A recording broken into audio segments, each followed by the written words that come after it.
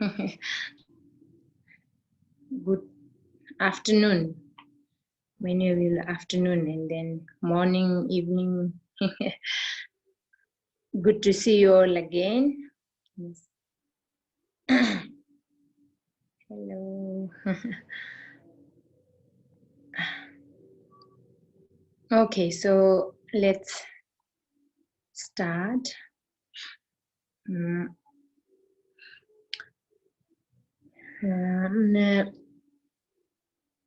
Let's start our session again by reciting the. You all can hear me clearly? Okay, clear, yeah? Okay. So start chanting, reciting the refuge and bodhicitta. And after that, yeah, we'll talk a little bit about importance of bodhicitta.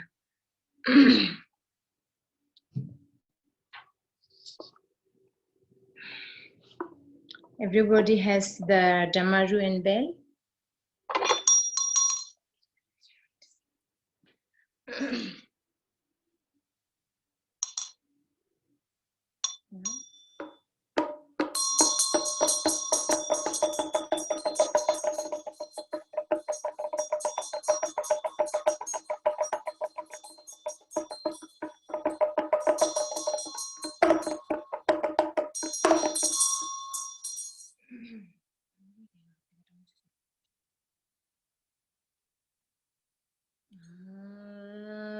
Namo lama desi dibego goncho sangi rajela dada ju simchenam chanchu pardu gyapsuchi Namo lama desi dibego goncho sangi rajela Dada ju sinchenam chanchu pardu gyasushi Namo lama desi dibego Poncho sungi rangsila Dada ju sinchenam chanchu pardu Kyapsuchi Senjenju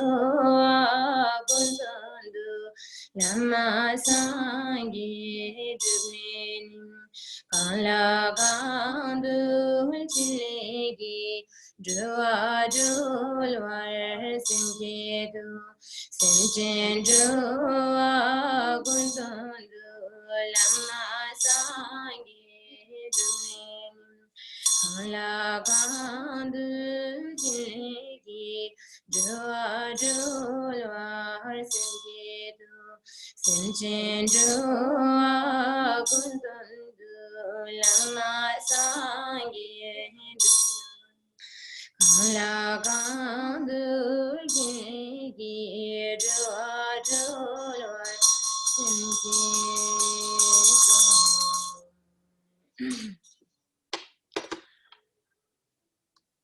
Okay, let's read a little bit, and I think after chanting quite a bit, then I will start talking, I think better, yeah? Then, okay, might be you all are using the transcription text, yeah? Continue anyway from now the cleansing and then this part. Yeah. Today we do the first one, cleansing and purifying the burnt substances.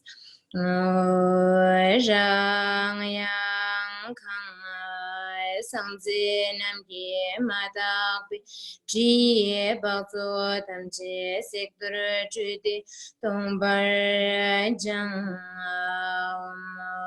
subhava shuddha sarvadharma subhava shuddho han tombe ngangle jumle rimbu nuyang sing jachewa namkye nangdo ahong shuwa le jum Sangze de yun ye namba kadogo jiru Nushu punsum sokwa nam ka parna saji tamje Kyape du jine samgi mi kyapa mi tsang we jim Ni kyun tamje jungwara jebe yun dine ke para jenda Dembe yung su gangwa hari guru Nama sarvata thagata vayo vish mukhe be sarvate kam yudade sapara imang gagana khanga soha.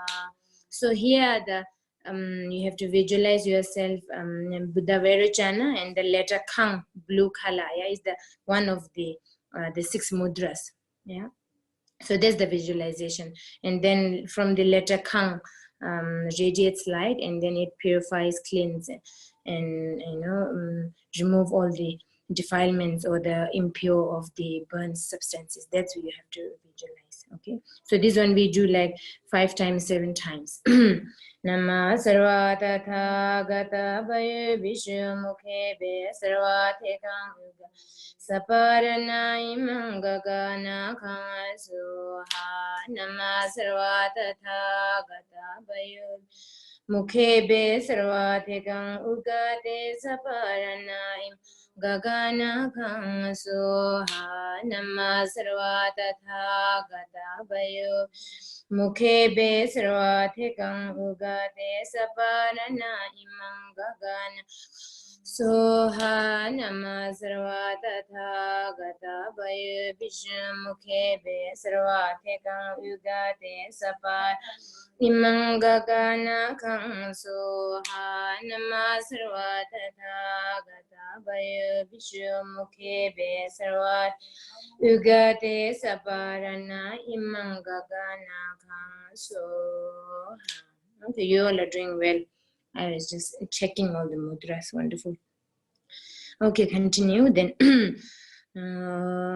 Namo dagi sambe dubda tan deji shebe jindo tan shiki subnam gi simse namla tenda ke gonam ganda samba goen teda tan chiripa thopa me perjungu.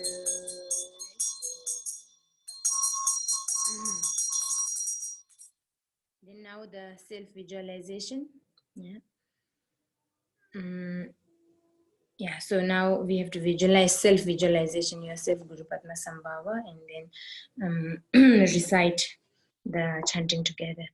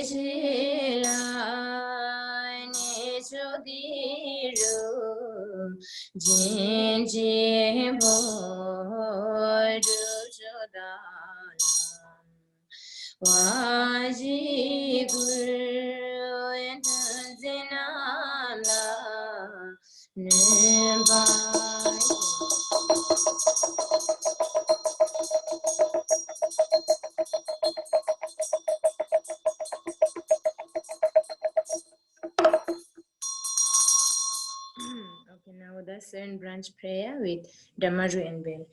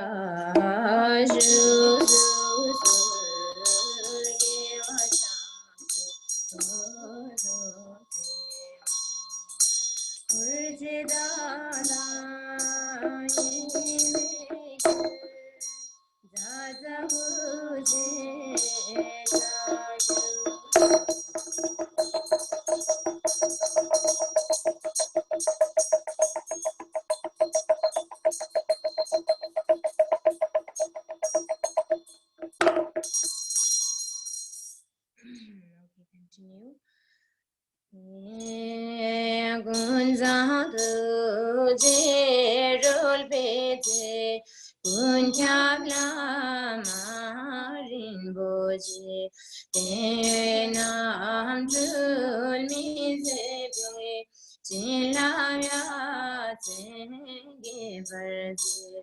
Hamjuda Penangila Shivadani Jojagin Gevegil Purgunjanim Chodantun Mahadujul Jungeze Pashumida Sangari Ngazunada Ningweje Bungalpajin Rara Susegedura Nadio Merim Bezu Sasundul Bezo Gizu Kandrumai Tavadum China Sawe Basis Yagidam Bhaginala Nisume Barsuyaba Tenido Chendu Nyamiri Berandu Echidene Ginala Michilo Edagadi Den Minizuni Judebe Son Perol Bediju.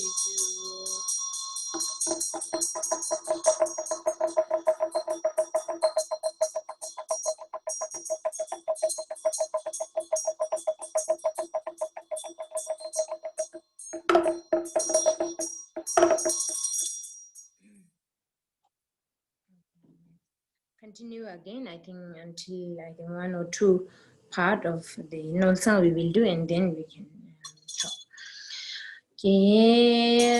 Sem jengun jamari tipenot nanodungi she lanam nol gosmigelu isum nol dulciminya pelela andronol tamsinya bedorje Lobana Zoperashumi Mata Androno Lepinya Madame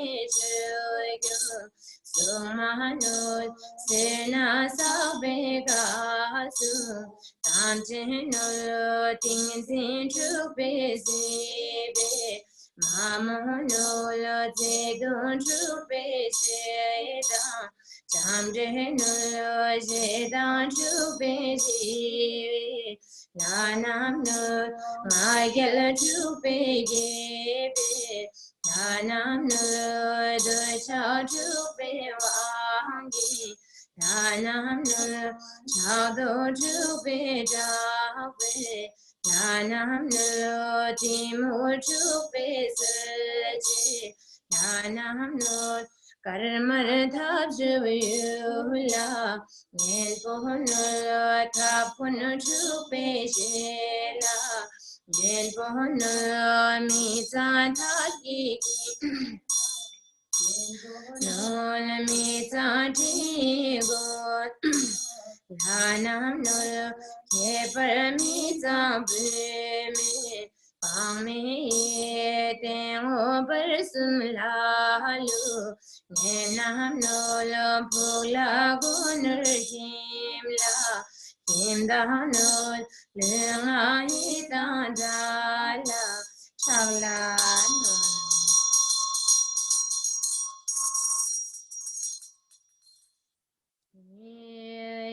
Luno lugida anyam ludo shur gojin rutunaji migni sarangge gagoji mami de chila masina tul jeho train ni de Sipaza jini kirjin senmoe gonu gopurmik Nawaon yalanul vejadum Dijina na putin we meeting Sakarma mutin we sigi Keto che gapin lanuji Lemi do dalanuna dasi Tekarada jilanuna gotum Jokan dalanun dunam Tunmi jilanun Demi tu ilanun Muge jua kala nulwe taji Tadaji dala nulwe roji Dogir manga nula nulwe goshin Hilmi gyur jula nulwe puji Tengin jua jula nulwe jingsa Ulburdo damla nulwe jumi Tosin godola nulwe zakar Gumpo juyu boson la gorol Nutun dulu tapu nulwe galdo Golanya muli nulwe giega Senzi jine kaji nulwe mara Lima shoya wanda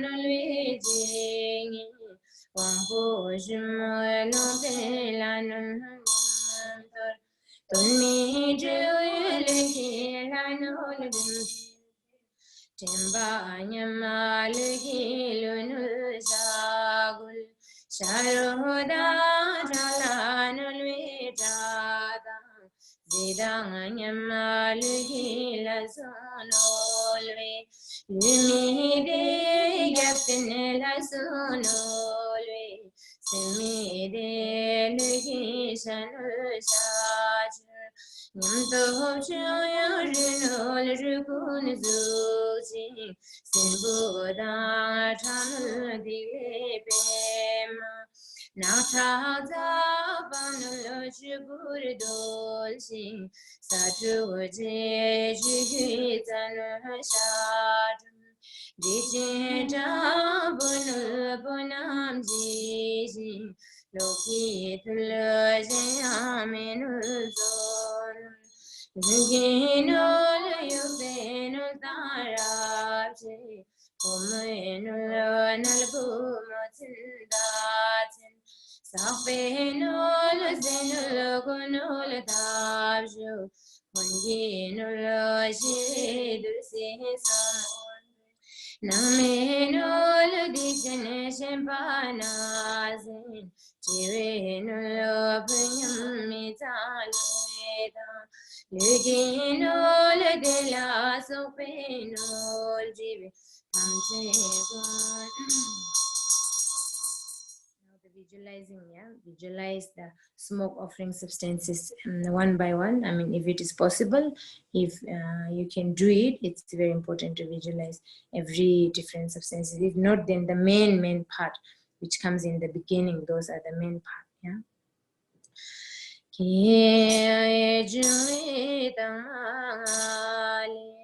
Jupai salatin bichui Ratulene mitrikil Rakyun piyai zawaluineni Kirishin etimolane ratu Min peshin lodamine su Kyapeshin etishokun malu Kyapeshin gado jironoju Dembeshin eshin karma Akaharu yusishin kembayushin Shupatanga doshin palutapa Penkareta umbu banyunyaji Segotanga pushin mushin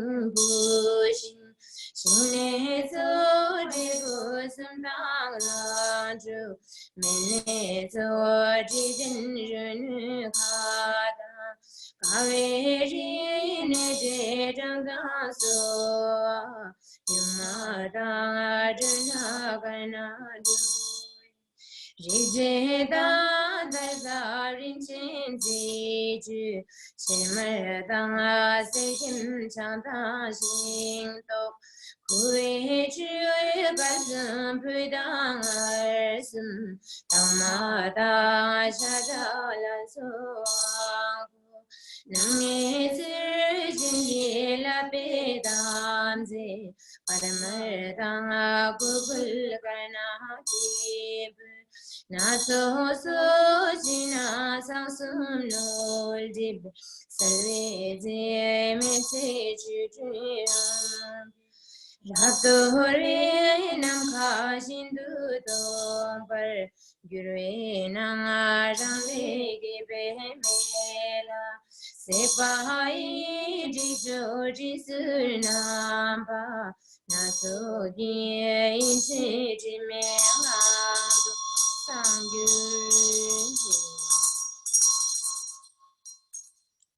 Okay, now we will do from here, from the main, the burning part, we will do later on, yeah. So here, let me kind of talk a little bit about the Bodhicitta development.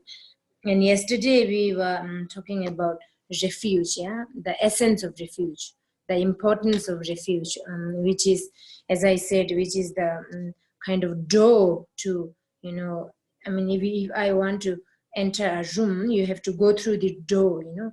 If there is no door, then it is impossible to, you know, to enter in a room or in a building.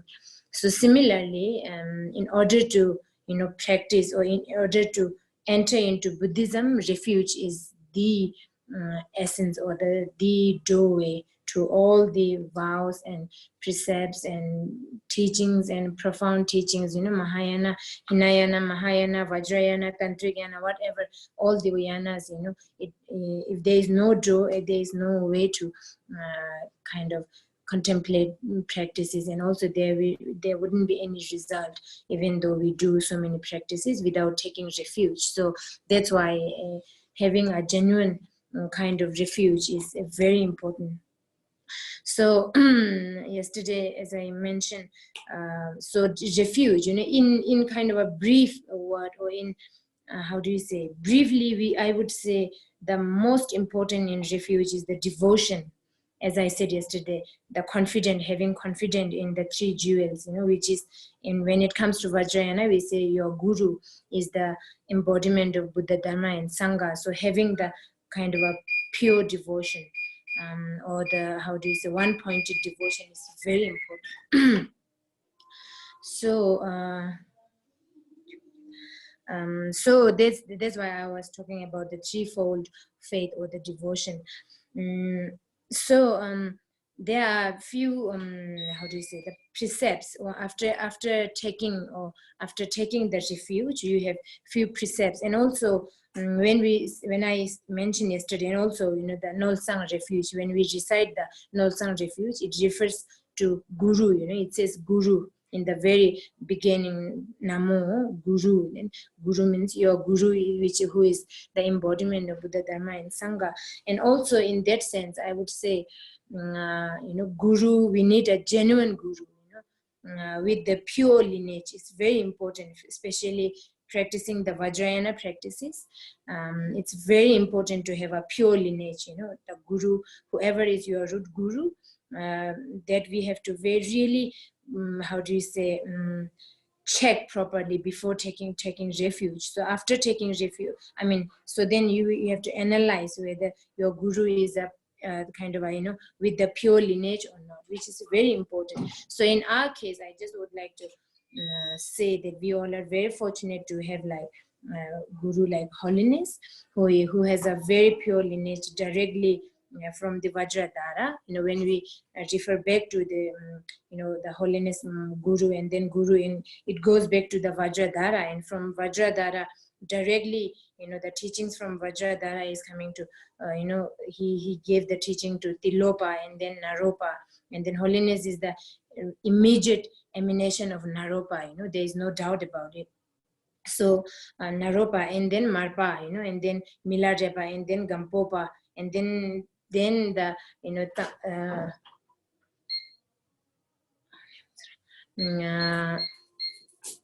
Gampopa, and then Lingchen Repa, who is the teacher of the first Gelong Drukpa, Dogon Tsangpa Gyare.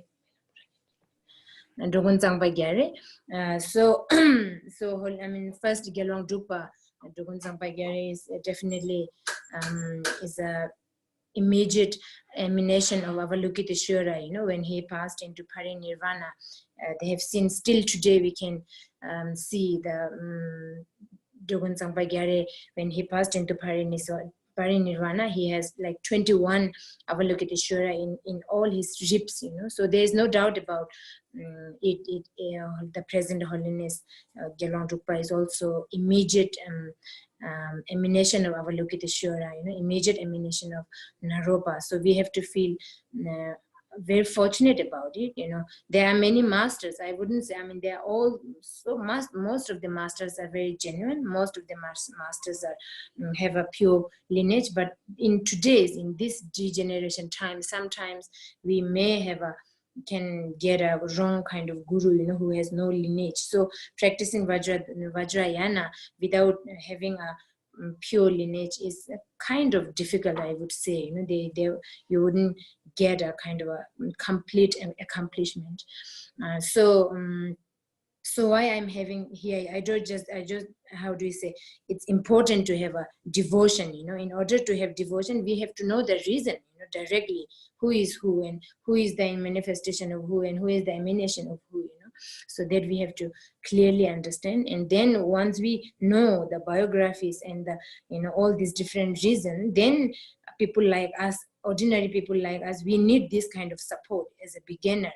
Otherwise, if we are advanced practitioner, we already know, we have the realization, so then no need to reason, no need reason, no need nothing, so you are already realized. But people, beginner like us, we definitely need lots of history, lots of biography, in order to have a genuine devotion towards your guru. And also, it just came in my mind about the present holiness. When Holiness wrote the biographies of the Rinpoche when he went into parinirvana, there's a very clear about this, the present holiness.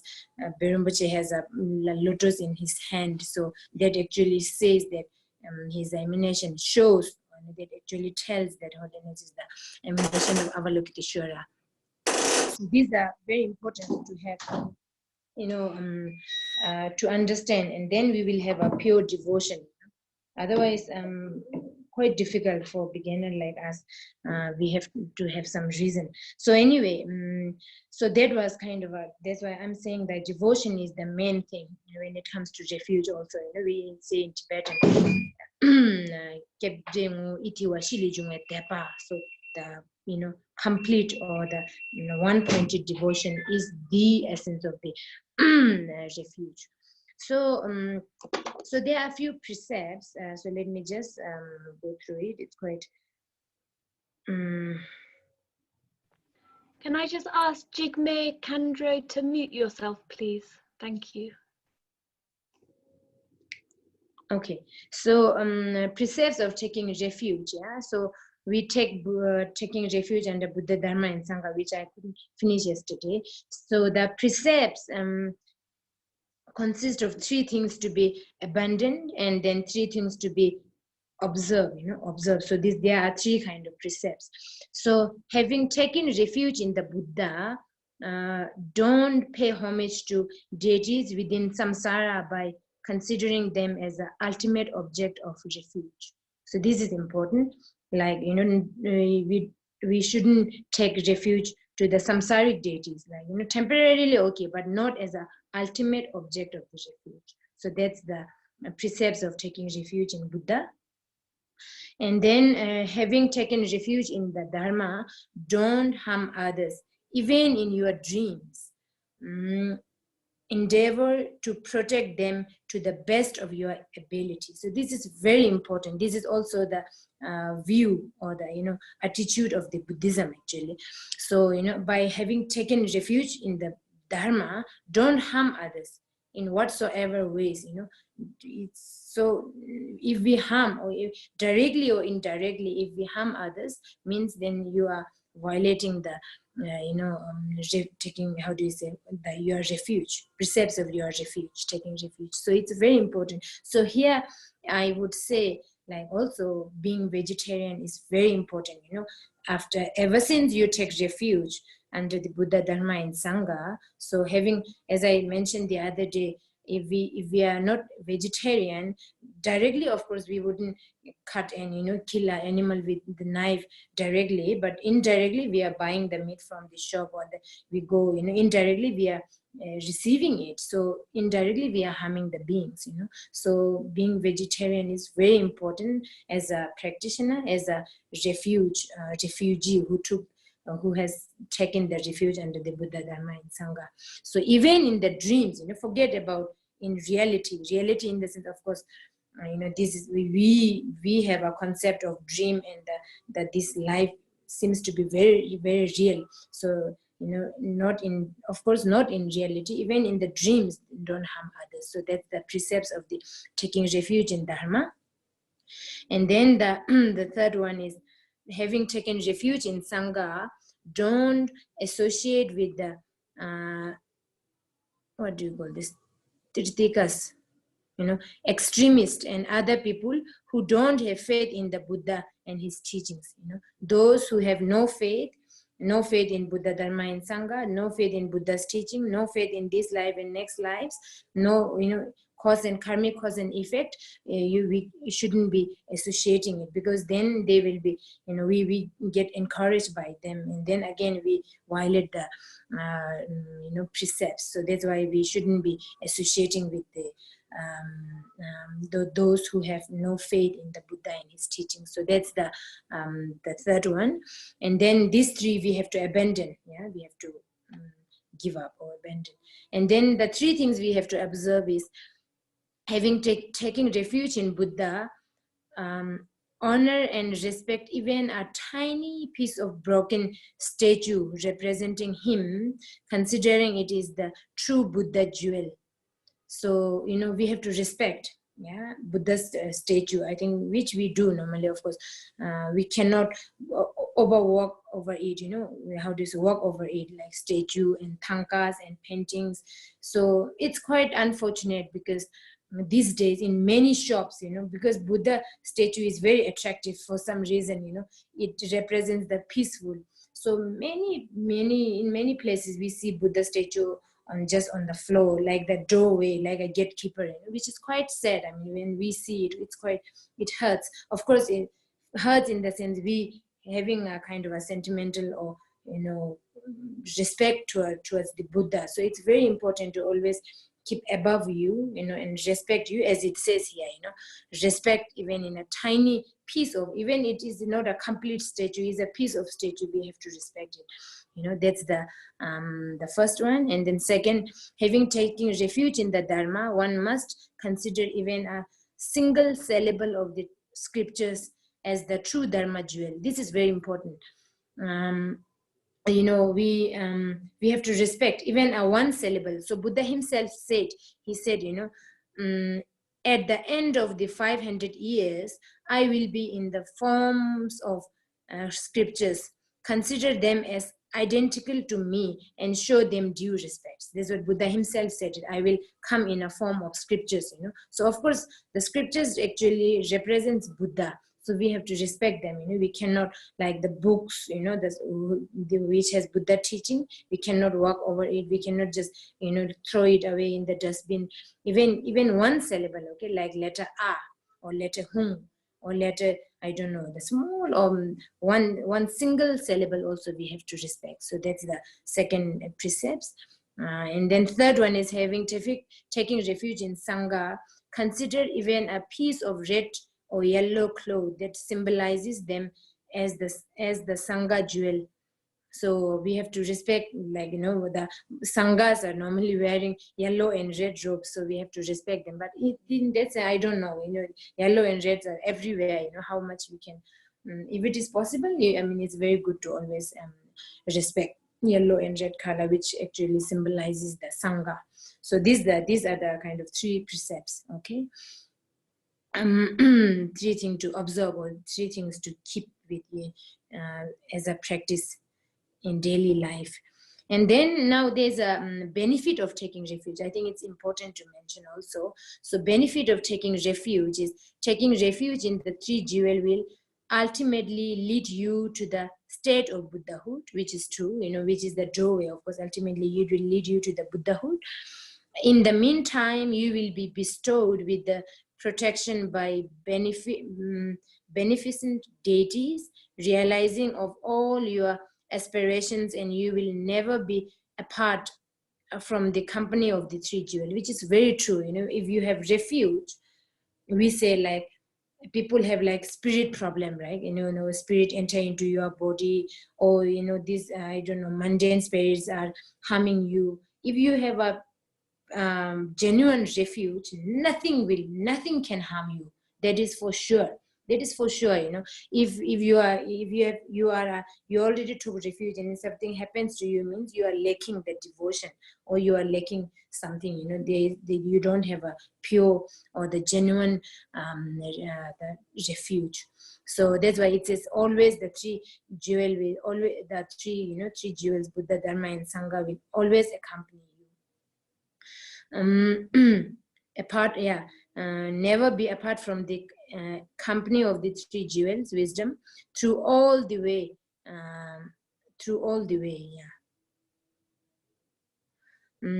you will remember them from generation to generation, and possesses bliss and welfare in the present life, as well as in the rebirth to come. In this life and then next life, the 3 jewel will be protecting you. You know? So, and now the benefit is, like, you know, if who says, the one of the sutra says, if one don't discard the practice of refuge by embracing the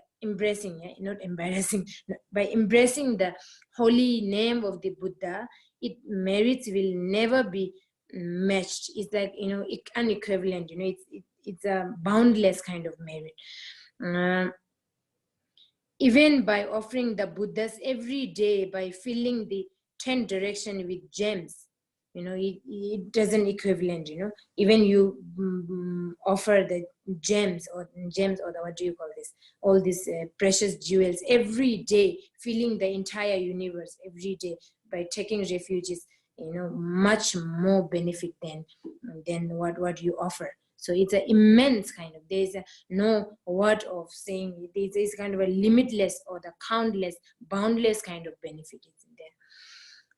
And yeah, and furthermore, it's proclaimed, if the merit of the taking refuge were have the bodily form, it would fill the entire space and even exceed further, you know, entire space. If there is a form, the benefit has a form, you know, taking refuge, it has a form, then it will, you know, it says it would fill the entire space. So it has an immense kind of, boundless kind of benefit. So that's what we have to appreciate after taking refuge, and we have to understand it's important. So that was kind of a conclusion of the refuge. So let's today, I will talk a little bit about the bodhicitta. So when we say bodhicitta, why it is important, you know, why we always have to, you know, no matter what kind of practice we do, we always have to take refuge. Everybody talk about refuge, which is kind of indispensable to have, you know, in every practices. So the definition of refuge is, as I mentioned the other day also, there's a verse, very nice verses from Buddha Maitreya. So it says, aspiring to attain the perfect Buddhahood for the sake of others is the mind generation. Means mind, you know, bodhicitta actually means, we call in Tibetan, we call it sem-ke. So sem is your mind or the heart, you know, and ke is the generating.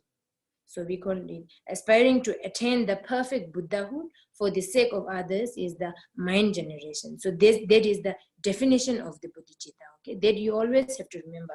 If someone asks what does mean refuge or what does mean bodhicitta, so aspiring to attain the perfect Buddhahood for the sake of other beings. So that is the main thing. So why it is important, so now bodhicitta is the kind of absolute what do you say this spirit or the essence, essence of the greater vehicle or the Mahayana. Yeah, so this is like a life actually. What do you call this? I don't know, I couldn't find the word. We call it sok in Tibetan, like for what is the main thing in our as in our body. Life is that you are when you are soul. Do you say soul or the spirit? Soul, right? Soul. It's like a soul, in Mahayana. The bodhicitta practice is the soul, or it's like a heart in Mahayana. Like, for example, in our body, as I said, in our body or in human being or every being anyway. Yeah, one own life is the most important, to any or every person. So similarly, in Mahayana, bodhicitta is the like a life, it's like a soul, it's like the heart practice to have in the Mahayana. That's why we also, the reason we distinguish between the Mahayana and Hinayana. So Hinayana has no bodhicitta practice. No bodhicitta development practice. Mahayana, whereas the Mahayana has the bodhicitta practice, So for example, when we do some prayers, or let's say some offerings, let's say if I offer a bunch of flowers or some, bunch of kind of a fruit in front of a Buddha. So is that is what actually what merit it is? Is it the Mahayana practice, merit of Mahayana practice, or the merit of Hinayana practice? That fully depends on the bodhicitta. If you have generated the bodhicitta mind, before you are doing this offering, so I'm offering this to Buddha, to this Buddha, this particular Buddha, for what? I'm offering this by having the bodhicitta mind in order to attain the Buddhahood for the sake of all mother beings. That's why I'm offering this to the Buddha. I want to have an accomplishment, the accomplishment of merit. So if you have that, then the offering become the Mahayana, or the merit of Mahayana. If you don't have it, if you don't have the bodhicitta, generation of bodhicitta, then your offering is the same bunch of flower or same bunch of fruit you are offering to the Buddha. If you have no bodhicitta mind developed, then it becomes the Hinayana. Or maybe you have just, for the sake of my own sake, for my pleasure, for my something to do with selfishness, then it becomes Hinayana. That's why we called it lesser vehicle and the greater vehicle. We call it Tekpa Chungu and Tekpa Chimu. There's a big gap in it, So that actually main distinct the difference made because of the bodhicitta mind. So why it is important, if we have the merit of Mahayana, that is directly, it's the cause of getting enlightenment. That's the cause of getting liberation. If you have a merit of Hinayana, that doesn't, it's not a direct cause to getting enlightenment. That's the difference, you understand? It's very important to understand, okay? If it is Hinayana practice, or if it is the merit of Hinayana, then it doesn't, there is benefit. Of course, there are lots of, benefit, but then it's not the cause directly. It's not the cause of getting enlightenment. If it is the merit of Mahayana, it's the directly cause to enlightenment. So that makes a huge difference, That's why we are always reminding important, generate bodhicitta. Remember, arise, generate bodhicitta, arise bodhicitta. Remember of, compassion and all these things. Why we are highlighting it? That's actually the direct cause to getting enlightenment. So that's the difference. And also the Atisha, the great Pandita Atisha also said the difference between Mahayana and Hinayana is just because of the bodhicitta mind, bodhicitta development. So it is extremely kind of important, to have bodhicitta mind developed, because we want the complete liberation. We want, free from samsara, free from suffering. If we want that, then it's very important, extremely important to have the bodhicitta mind developed. So here, as I said the other day, the root or the seed of the bodhicitta mind is the compassion. We always say, as I mentioned the other day also, is the compassion. The root is the compassion. From the compassion, then we can increase the bodhicitta mind. We can generate the bodhicitta mind. So, just simply when we talk about compassion, I think in general, we just think that, like we as a human being, or we as a, individual, I don't want suffering, even in a single day. I don't want any hurt. I don't want any pain. I don't want any sicknesses. I don't want any suffering. I want happiness. I want to have a pleasure. I want to have that. That's the individual. Every one of us has that wish, every day. I mean, for entire life, we don't want suffering, we want happiness. So exactly similarly, it's the same thing goes with others, It's a very logic kind of thing. Every beings are like that, But in our case, we ignore others, We don't mind about others, or I don't know. We just ignore it. I don't know about others. We can, that's why we can say harsh, we can use the harsh words towards others. We can show the, long face to others. We can say very bad words to others. We can how do you say, bully them. We can do very bad things about others. Why? Because we don't recognize that what I wish is also same with everybody. They don't want suffering. They don't want to hear something bad. I don't want. As I don't want, same thing goes with others. So if we have this equality, every being, so not only human beings, all sentient beings are like that, every single being always wishing for happiness, always wishing to free from the sufferings, isn't it? I mean, that goes with everybody. So if we have this understanding of equality, then compassion comes automatically. It comes, So if I want to just a very negative thought came in my mind, I want to say something bad about others, or it's same thing. I don't wish that. So similar, it goes with others. This is a kind of a mutual understanding, I would say. It's very important to have. So from there, we can have the compassion mind. So here, let me kind of talk a little bit about this, the importance of bodhicitta, why we have to kind of, then it comes with, we say, entire beings. In Mahayana, we always talk about all mother beings are mother. So it says here in the one of the practice, of all the countless living creatures throughout the vast reaches of the universe, there isn't a single being who has not been my parent in the course of my succession of lives from the beginningless time. I can be certain that as my parents, they have all looked after me with their every possible tenderness, with all their love, just as my present parents have done. This we have to understand. So we say mother, we always call it mother sentient beings, all mother beings. We always call mother beings. So why we are calling mother beings? So we have been taking rebirth in this universe for countless time.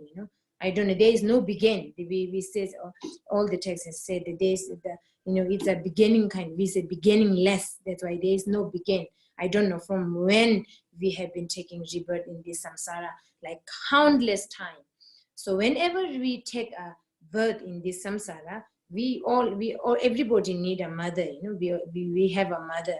So when they are being a mother, like present mother, we forget about all the past lives. But think about the present life, as it says here, like my present parent, what they have done to us.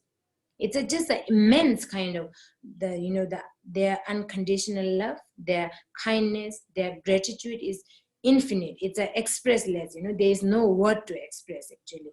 So for example, let me just kind of elaborate a little bit. For example, to give a birth to a baby, from the, I think many of you have experience of that. So there are heaps of teachings on this bodhicitta, understanding of the bodhicitta mind. There are so many, like hundreds of pages about the mother, how they become, how do we say, the gratitude about the mother. So let's talk a little bit about, when they are being a mother. So from the day one, when we conceive in the mother's womb, so our mothers are going through tremendous, from the day one, I think they have so much pain, so much difficulties, I don't know, headache, dizzy, nausea, feeling, all this happens, and then the embarrassment when they have the body, then your stomach becomes so big, with the baby, then they feel so embarrassment. So, but despite of all these things, they love their baby like anything, unconditional. Baby is giving nothing, but they love baby like anything. Not only human beings, we can see all different creatures, the mother love to the baby is just unbelievable. It's just kind of inexpressible, So so after, for example, in human being case, after giving birth, after when they deliver the baby, the mother is almost, it says, you are almost died, halfway you died, it's like you are just stepping, into half of your death. We never know whether mother will be alive or not, or either mother will die or baby will die or both will die. So they give their life, they how do you say, sacrifice their life actually. All the mothers do that. So after giving birth, then we are just, as I always say, we are just a piece of meat, nothing. We came with nothing, we are just piece of meat. And then from that day until today, we all are here with the, proper human beings. We have to really appreciate our parent gratitude, without them, we are nobody. Where will we have already died, and, we wouldn't be a proper human being like what we are today. We have to appreciate every moment, every day, how gratitude and how kindness and how much the love that our parents, or especially your mother, have given. So from the day when they deliver, after delivering, it's like there are so much, I don't know, dirty and blood and whatnot, but then they never kind of felt dirty. They clean, and it's a, we say, when we see, I think the people around, the nurses in the hospital, if they deliver baby in hospital, the nurses, it looks so dirty, but for the mother, it's like receiving a precious jewel. They love it. I mean, the love towards the baby is just unconditional. So after, from the day one, then until today, they have given everything without even food by themselves. They keep for baby, they save for baby, they do all sorts of things to baby. Then that's why many of the mothers, they also accumulate lots of bad karma, because of the baby. It says very clearly mentioned in the Yangti practice. I think when many of us are practicing Yangti, all the beings are suffering just because of me. We say, it says very clearly, me. Parents are, because of me, they want to give me pleasure, they want to give me education, they want to give me, I don't know, money, fame, name. That's why they are dealing with all sorts of nasty things, all sorts of bad karmas. They think that my baby have to be very proper, my baby, my son, my daughter is the life for them. So they have to be educated, they have to be, I don't know, famous, they have to be, successful in their life. So no matter, they can sacrifice their life for their son and their daughter and their kids and their children. So they have been doing all these things anyway. So that many of us are forgetting it actually. Unfortunately, we forget it. gratitude of our parents. We forget. Many of us think that parents are not kind. Of course, where if your parent hasn't, how do you say, didn't taken care of you, you wouldn't be here today. If they did something kind of a careless, you will be, born with the inability. Your eyes have some problem, your hands have some problem, your legs have some problem. We are now proper, and how do you say, proper human being just because of the mother kindness and mother love. She was not even eating a hot food while she's pregnant, not drinking a cold water, or what will happen to my baby. Working is also, their colleagues it says very clearly in all these texts, their colleagues are running, but then mother cannot run because, holding the baby in your stomach, she has to work so carefully. The pain and the suffering is just unimaginable, but mother have did that. So this gratitude, so here we say, in Tibetan we called it Marsheba, Din Temba, Din Zoa. So Marsheba means realizing the gratefulness of the mother. It's very important. When it comes to the bodhicitta practice, bodhicitta development practice, the first thing is realizing gratefulness of the mother is the first one, and then the second one is remembering the kindness. Always we have to remember, the kindness they have given to us. And the third one is repay the kindness, how to repaying the kindness or the gratitude of the parent or the mother. So when we realize this, so now, as the great master Nagarjuna said, so mothers, all the entire beings are our mother, because we have been taking countless rebirth in this samsara. So whenever we take rebirth, we have a mother, as I said, so mother has given us so much love, so much care. We cannot repay. So all these mother beings are, in this life, we only see our present parents, but then in the past life, all these mothers, if we count, that's why Nagarjuna said, if we want to count our mothers in the past life, the entire universe, earth, that's, what do you say this? Dust, or the earth, entire earth, if we make clay, and then make a juniper seed, like it's a quite small juniper. You all have seen the juniper seed, right? It's not so big, it's like this big. So entire earth, we put water and make it clay, and then, make a juniper size of juniper seed, and then count that with your mother. Or she is my, that time she is my mother, and in this life and that past life she is my mother. Entire the earth will be finished, but then your mother's count of your mother's is still, you wouldn't finish it. That's what the great master Nagarjuna said. So now in this life, all these beings, all mother beings are there full of sufferings, and then they are being our mother, but because of the just ignorant, or how do you say, just exchanging the life, we don't recognize them. So all of them are suffering. So now all of them they want to be happy. They always wish to be happy, but they don't know. They are like a blind. They don't know the cause of the. They want to be free from the suffering, but they don't know what is the cause of the suffering. They don't know very clearly. It says here.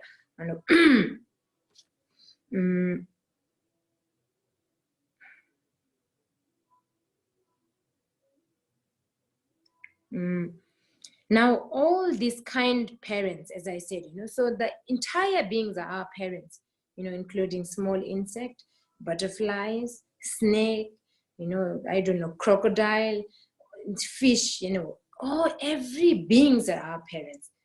Every beings, there's no count. That's what we have to believe. In the sense, we have to understand logically also how many times we have been taking rebirth.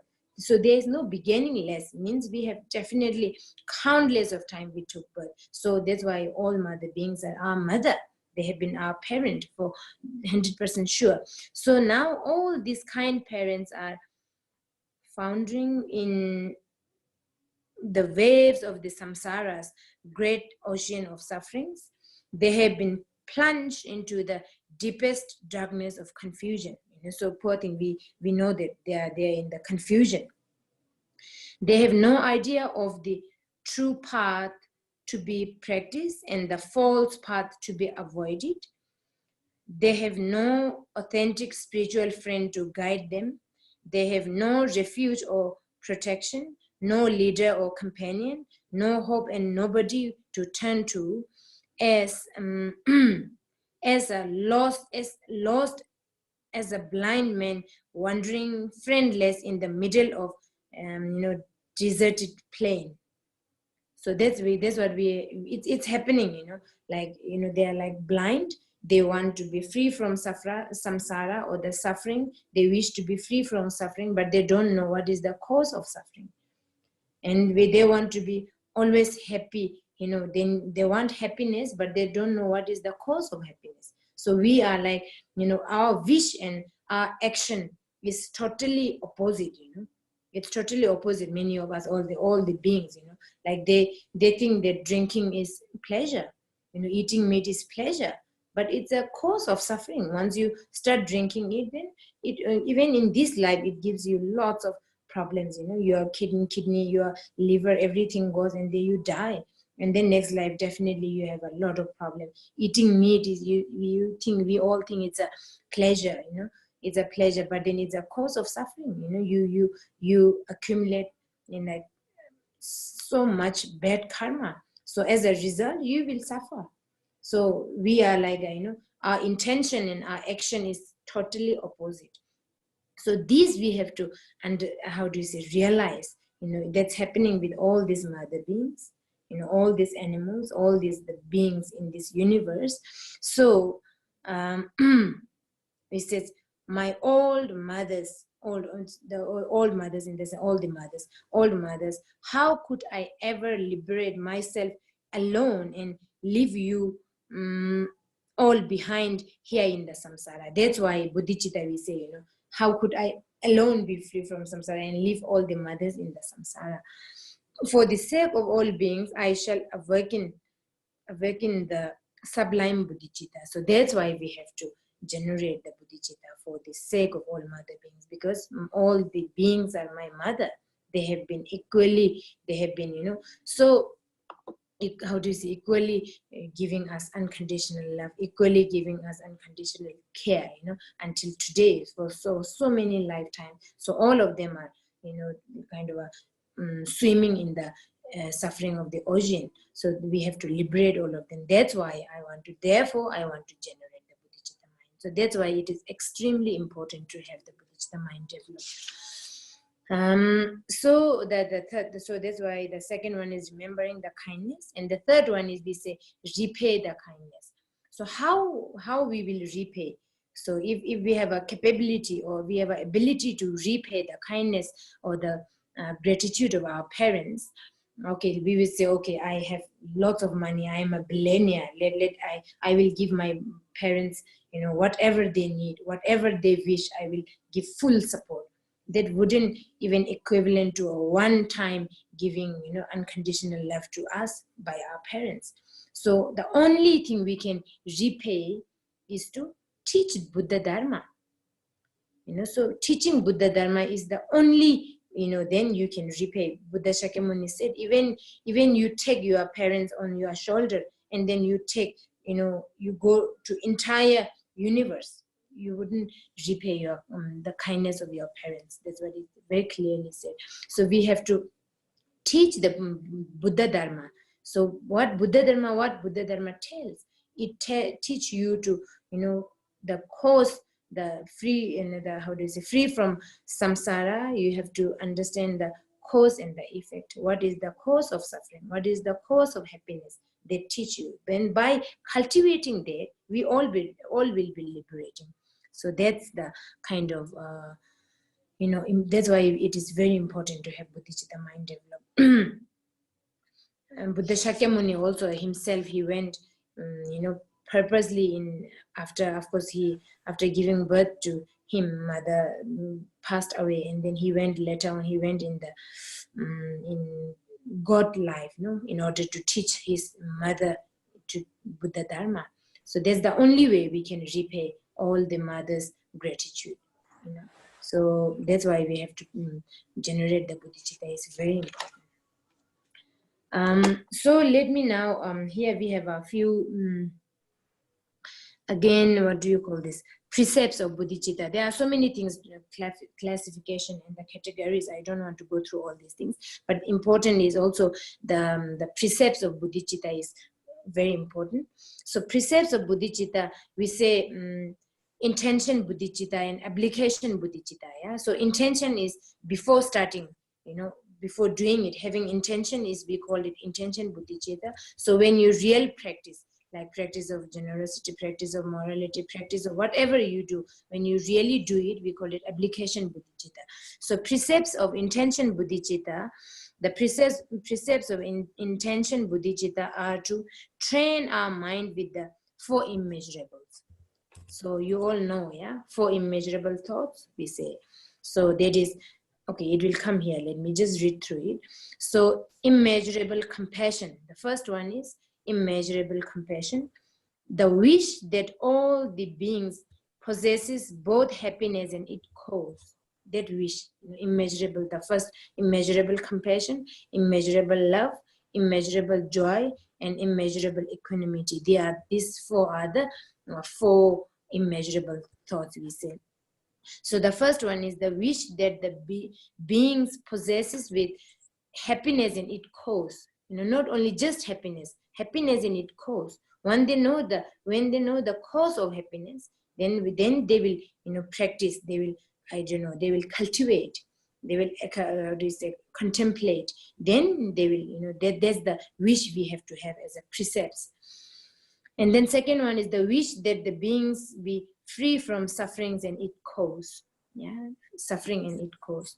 And then immeasurable joy is the wish that the beings never part from the great happiness. Always wishing that all the beings have a happiness, every time, every moment, every day, entire life, always wishing them happiness is the immeasurable joy.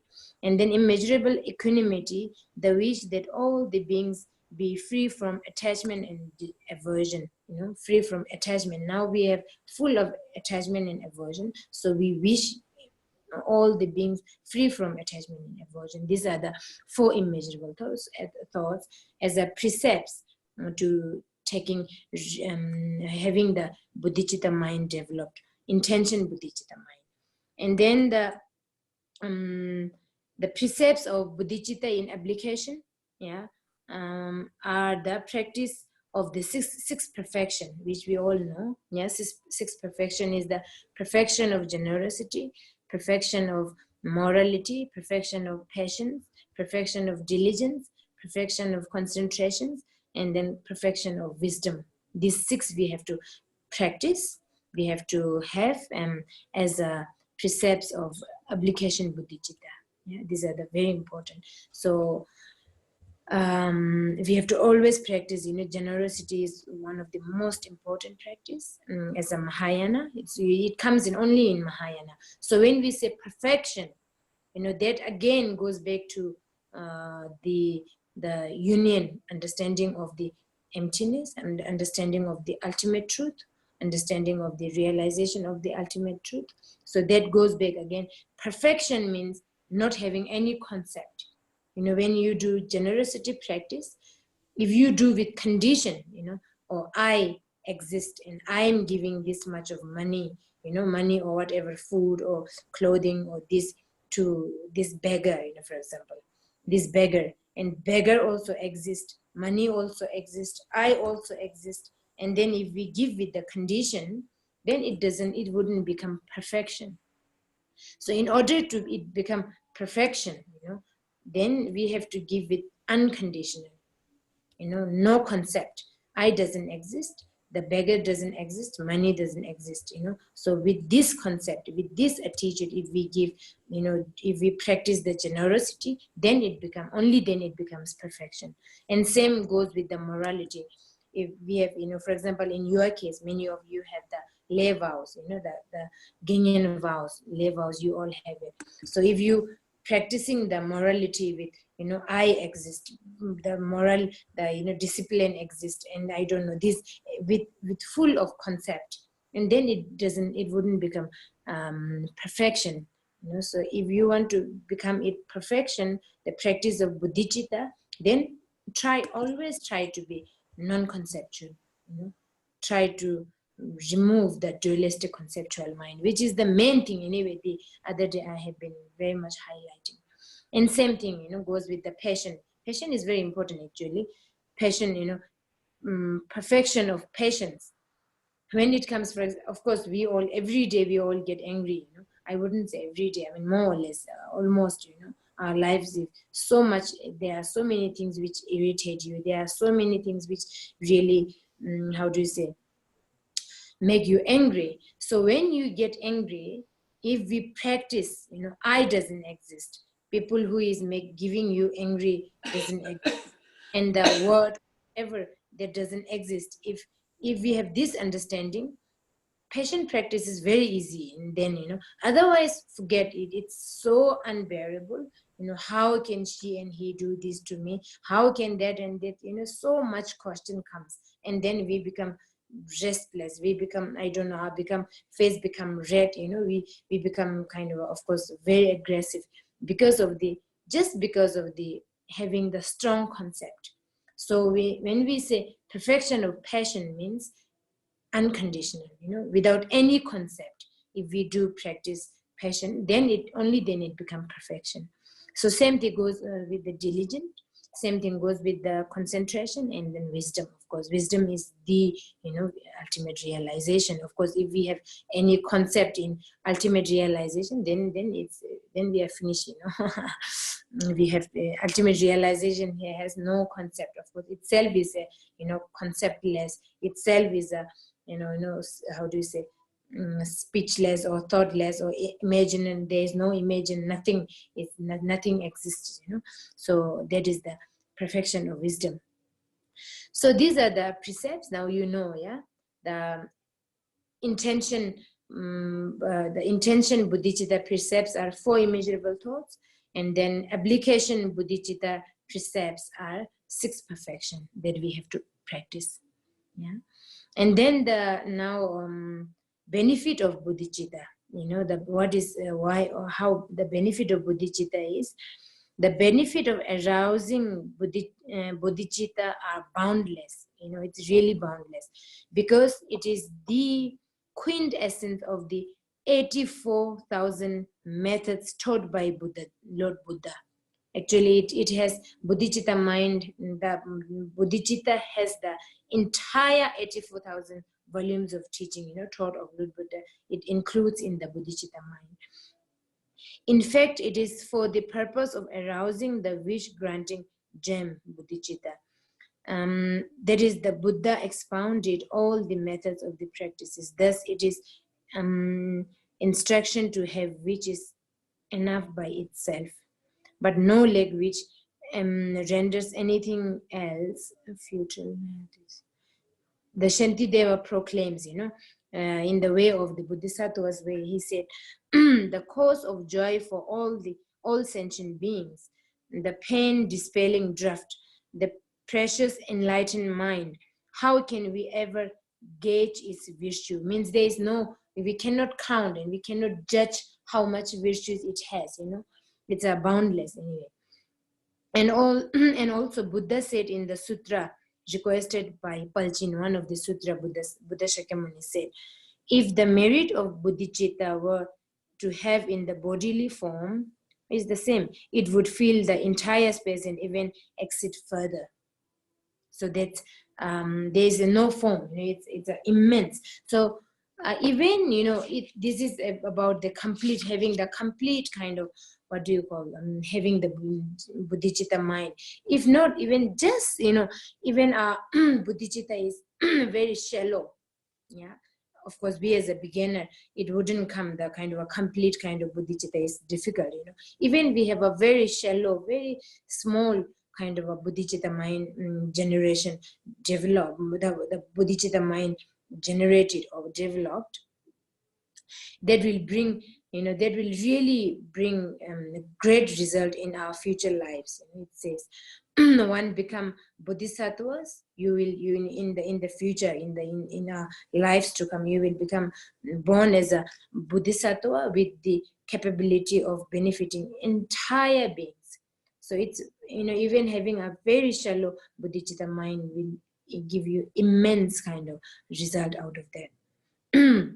So in terms of practicing the bodhicitta, there is no distinguish between men and women, and poor and rich, and I don't know, all this. If you can practice bodhicitta mind, any of us can practice, but there is no distinguish between different gender, different sex, different rich and poor, and there is no different at all.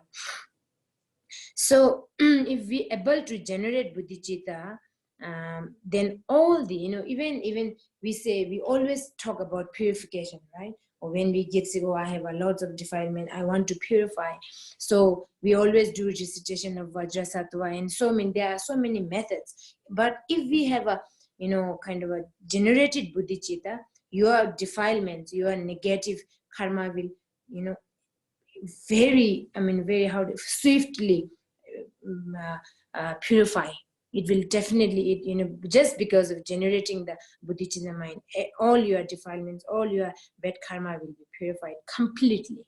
So there's no kind of a, word to say or express the benefit of bodhicitta. It's a kind of a, boundless kind of benefit in it.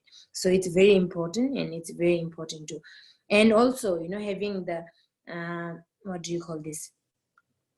With the generation of bodhicitta, our merits and virtues constantly become bigger. If I have accumulated a merit, very small one today, with the bodhicitta mind developed, and it will multiply by itself every day. It will become bigger and bigger, more and more in every day. And your what do you call this?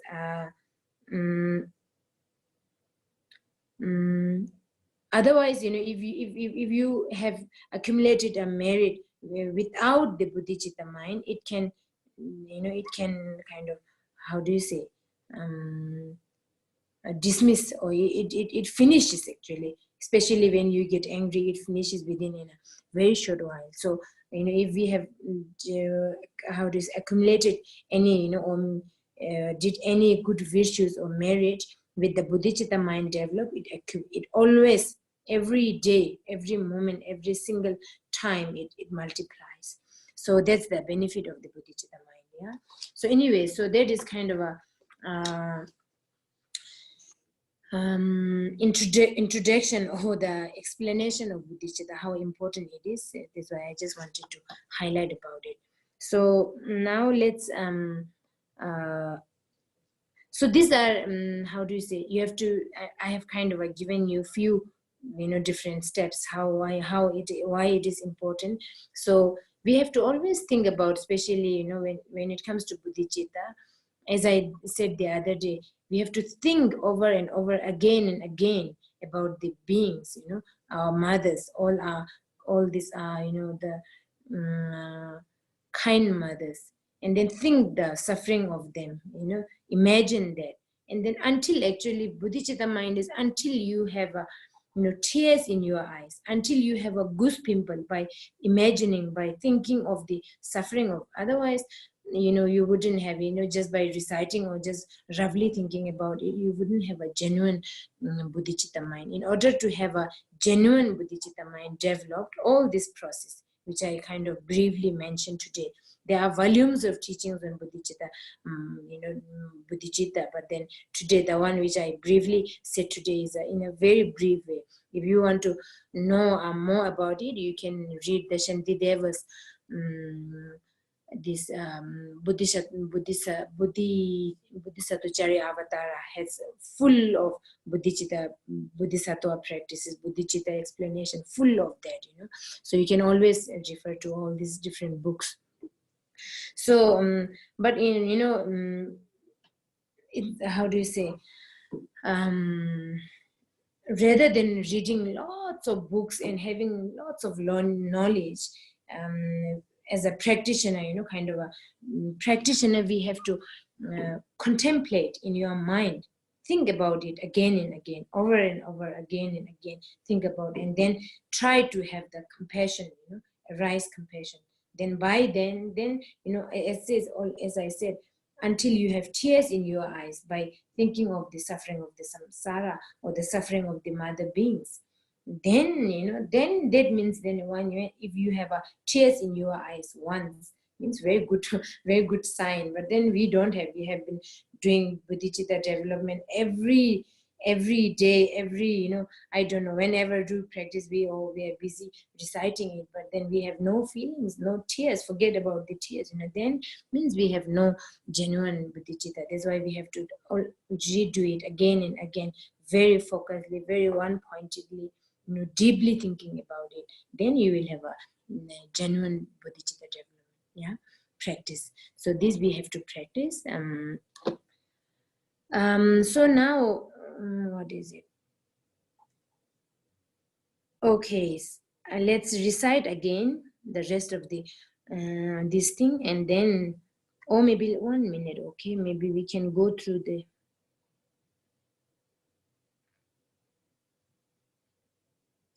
I totally forgot about the.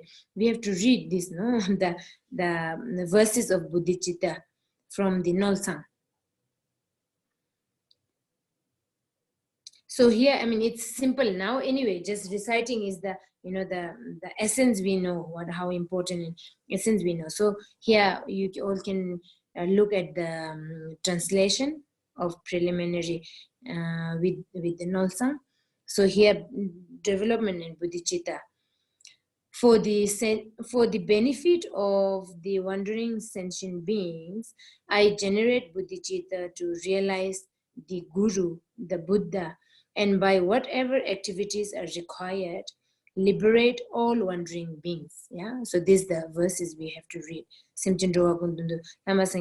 So, for the benefit of all wandering sentient beings, I generate bodhicitta. For what? To realize the Guru, which means your own mind, true nature of your own mind. The Buddha, which is Buddha, and by whatever activities are required. So whatever, no matter what, we have to, if we have a genuine bodhicitta mind, we can even give your eyes, you can give your legs, of course, all our possession, don't even talk about it, without saying we would give if someone needed. If someone needs money, we would give money. If someone needs shelter, we would give shelter. If someone needs car, we would give car. If you have, ability or the capability, or if you have the possession. But even your body, that's what says the practice of bodhisattvas are just unimaginable. They can give you eyes, they can give you truth, they can give you arms, hands. That's what Buddha Shakyamuni did. The what do you call this? The tiger, where in Nepal, Namo Buddha, yeah, Namo Buddha, where the Buddha Shakyamuni give his body to this tiger, So that's the practice of, that's why it says here in this verses, whatever activities are required, whatever I need to do for the sake of all mother beings, I can do. So that means all this sixth perfection, practice of sixth perfection comes, practice of whatever we have to do, whatever wish, different, according to different wish of all different beings, I will do that in order to attain the Buddhahood for the sake of all mother beings. So that's the essence, or that's the the quintessence of the bodhicitta mind. Yeah. Okay. So here I don't have to anyway go through any. It's very clearly translate it. So after that, let's go to the next one. So this one, you all are going through the translation text, yeah? You all have it? Okay. So next one, the cleanse and purify the substances for the burnt offering with Rang Yang Kang. So that here it says Rang Yang Kang, all the contaminations and impurities of the substances from the burnt offerings are purified into emptiness by burning, blowing away, and washing. Yeah. So Rang Yang Kang, as I mentioned the other day, Rang is the seed of fire, Yang is the seed of wind, and then Kang is the seed of water. So these three, washes, blowing, and then burn, and then it becomes all the burn suffering substances, purifies, remove all the contaminations. So it says here, burn offering are purified into emptiness. First, we have to, in order to have any kind of visualization, we have to, first it becomes emptiness. We have to practice, it says here, substances for the burn offering are purified into emptiness by burning, blowing, and washing, blowing away and washing. And then from the sphere of emptiness, from the sphere of, sphere, what do you call this? From that, within the emptiness, that emptiness, it also goes with same, all the different visualizations. Here also same, everything, by blowing, washing, and burning, it becomes empty. So just visualize as everything, every phenomena become emptiness. So within that emptiness, then we have to start visualizing. So within that, from the sphere of emptiness, the letter drum appears. And all of a sudden, all means, just after, within that emptiness, we have to visualize a letter dum. You can see in the Tibetan, or I can send you the letter dum only. Visualize a letter drum. And then letter dum appears. From it appears a vast and spacious jeweled vessel. We have to visualize a vessel, means it's a container, big, huge container, that is, actually here it says drum appears. So drum, letter drum also dissolve. It doesn't say here dissolve. Actually, from it appears means letter drum. In Tibetan it says drum le. When we say drum le, means drum, letter drum appears, and then it also dissolves. So from letter drum dissolve, and then it becomes vast and spaciousness jewel vessel, or the container, made out of all this precious jewel. That is the, where we will put all the different substances. So we have to visualize a container. It says here, spaciousness jewel vessel, from which the letter hung melt into substances, and then visualize the letter ahung, and then it melts into the burned substances for the smoke offering of various kinds, colors, and fragrances, and plentiful nourishing power. So that becomes, and then all these different substances purified with all the different, how do you say, the best of the offering, everything, then it becomes the, how do you say, it becomes substances to burn, for the burning. So it says here all the thing, anyway, various kind, colors, and fragrances of plentiful nourishing power. Inconceivable clouds of smoke pervade from the space, atmosphere, and all the earth, filling everywhere with special capacity to purify all impure defilements, faults, and defects.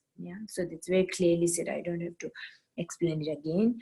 And then Namo. So this is a kind of. Then we do Nama Sarvata Thagata, which you all know the visualization.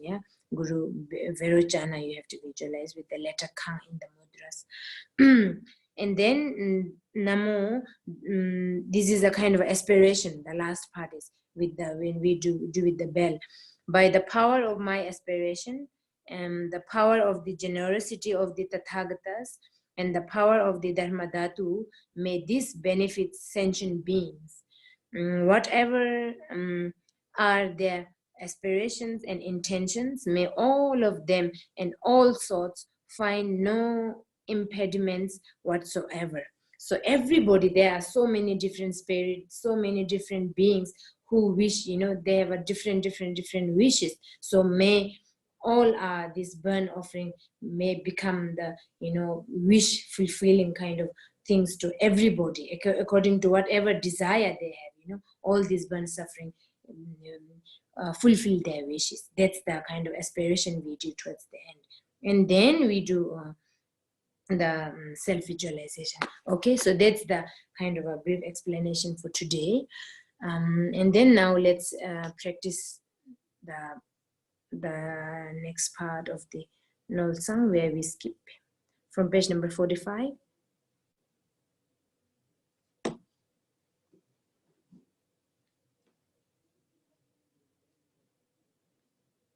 Okay. With Dhammaru and Bell. So transcription page is for 45, yeah? You all have it? No?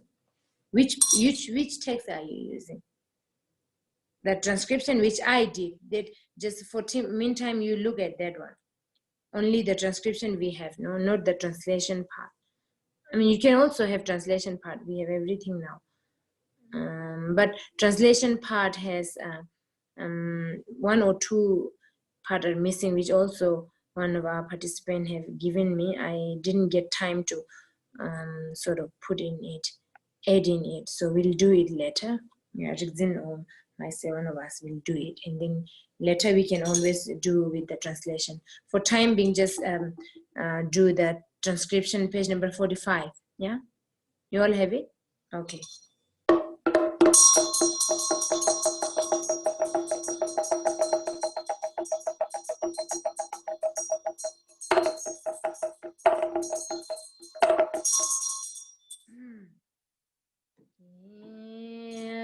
Mariwangino la ranjui shesa, Tungewangino la ringi sangesa, Gusumigino la gusumla napsa, Dulcim yambeno la lugi kandrusa, Tunyam lameno la jujosumasa, Sogruchungino la mata kandrusa, Tamsingyam beno la durjilo patsa, Sidon trubeno la cheta jamdalsa, Tamzina deno la taribon bosa, Sina zabeno la nulayang lasa, Ungirizeno la kasung tamchensa, Tingzin trubeno la sipe mamosa, Say don't you be no na ning de dronam sa.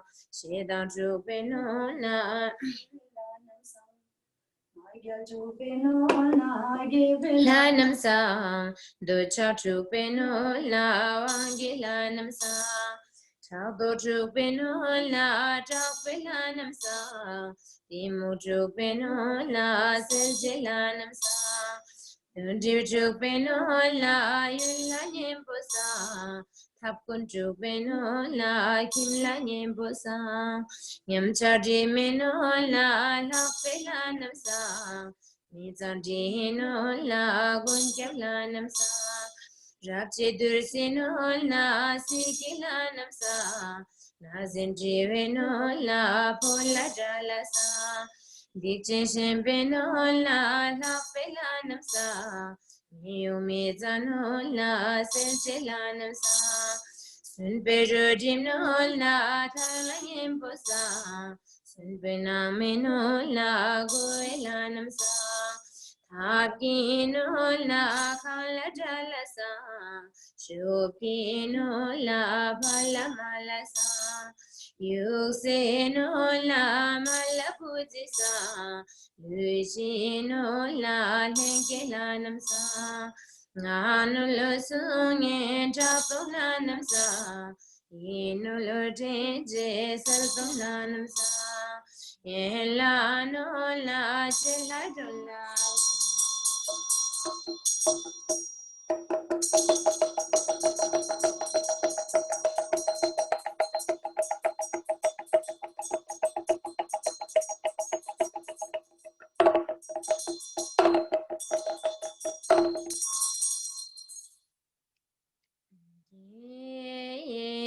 Mukpadam Parajipelanam Sasuloti Basavarajipelanam Sasulotapu Varajipelanam Sasulonulvasavarajipelanam Sasuloke Parmisabhimepame Yeah, Deo Parsumanaloyana So go Buya Gunur Kimla Ginda Tangalunga Ida Dala Tala Tangalaya Yala Gunur Lozu La Hanandi Mita Jimmy Gurpa Namahatishi Minjodi Surnaso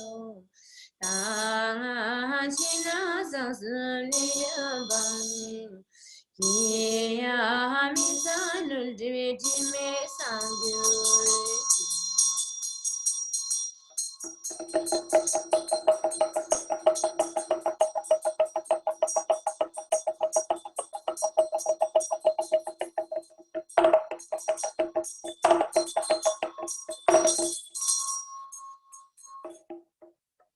Continue.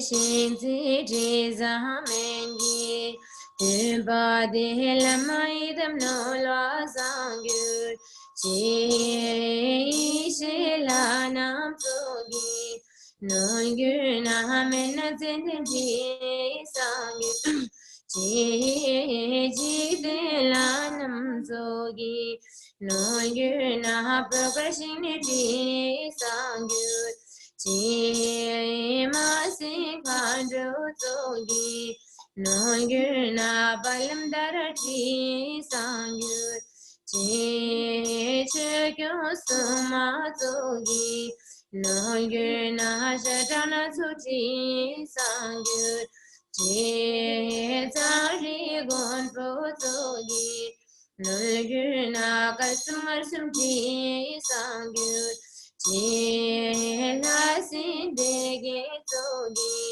Nulgurna Shintimin Choji Sangur Cheka Sudam Chintogi Nulgurna Chemaro Kulji Sangur Chela Nami Santogi Na Pokashuti Sangur Chelu Nami Santogi Nolgurna Lumina Suji Sangur Chinye Nami Santogi Nolgurna Dasuna Suji Sangur Chi Sadami Santogi Nolgurna Nyadisirkuji Sangur Chini Dami Santogi Nolgurna Dapaturkazi Chi Dami Santogi Nolgurna Kempasirkuji Sangur Chi Lami Santogi Nolgurna Gazasuji Sangur Chi Nolami Santogi Nolgurna Shemarzipuji Sangur Chi Lami Santogi Nolgurna Rinchina Suji Sangur Chi Kalami Santogi Nolgurna Tasumna Suji Sangur Chi Kalami Santogi Nolgurna Shapusha Suji Sangur Chi Shilami Santogi Nolgurna Dusina Suji Sangur ji zogi nurgurna tarsuna suji sangyur ji dalami zogi nulgurna chemar bagim ji sangyur ji jelami zogi nulgurna ji sangyur ji junlami zogi nulgurna shashang sigim ji sangyur ji kelami zogi nulgurna lashi surga ji sangyur ji lulami zogi nulgurna gugulgana ji sangyur ji sangyula nam zogi Shindimin chuti sangyur ji ri jela nam zogi Paluti sangyur ji yatin la nam zogi nolgurna boyajiniti sangyur ji lugi bosan zogi nolgurna lachaminiti sangyur ji zenur lonjo zogi nolgurna zurudi sangyur ji nul ji mi sa tham je tak sang ne nul du chi na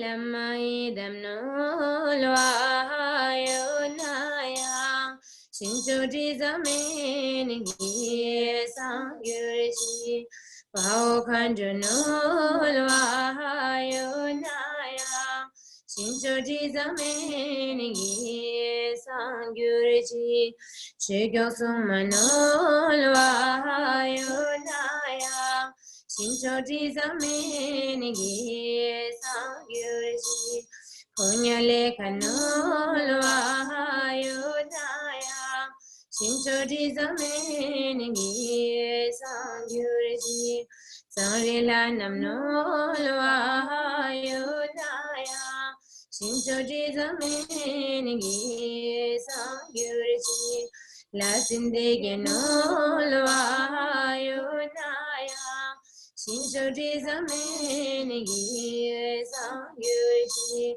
Jitin kyunhano lwa yonaya Shincho di zamen gi sang yur chi Tengila nam no lwa yonaya Shincho di zamen gi sang yur chi Pargin nam no lwa yonaya Shincho di zamen gi sang yur chi Ogilho nam no lwa yonaya Shincho di zamen gi sang yur chi Shidane da no lwa yonaya Shincho di zamen gi sang yur chi Jamdal no lwa yonaya Shincho di zamen gi sang yur chi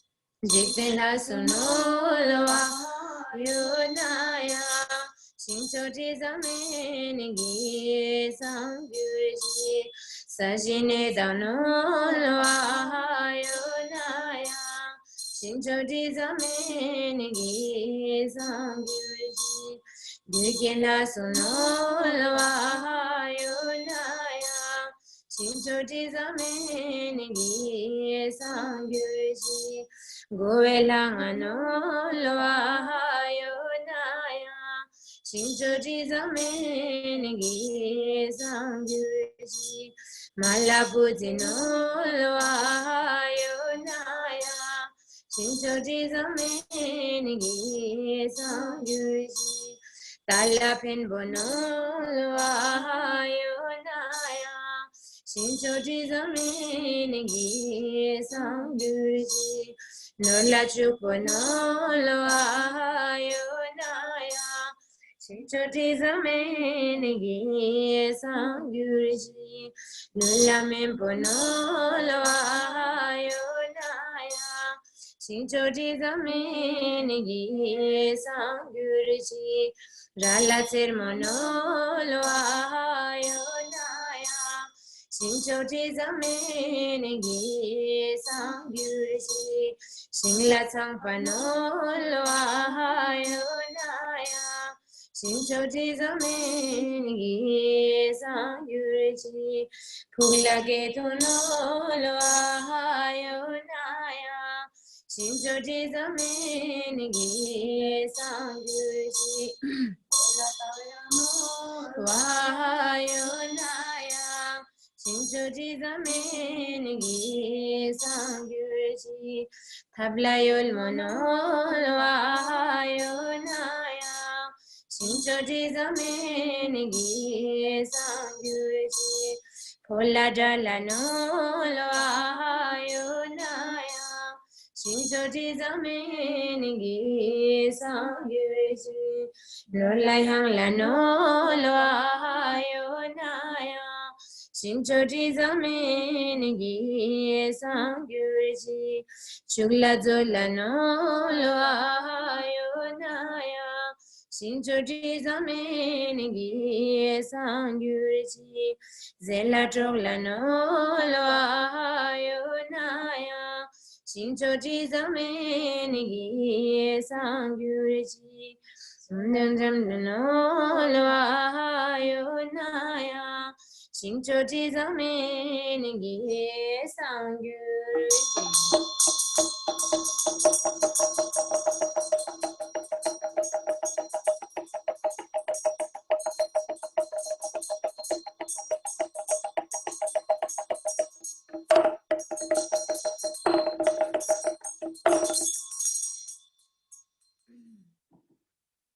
Okay, continue.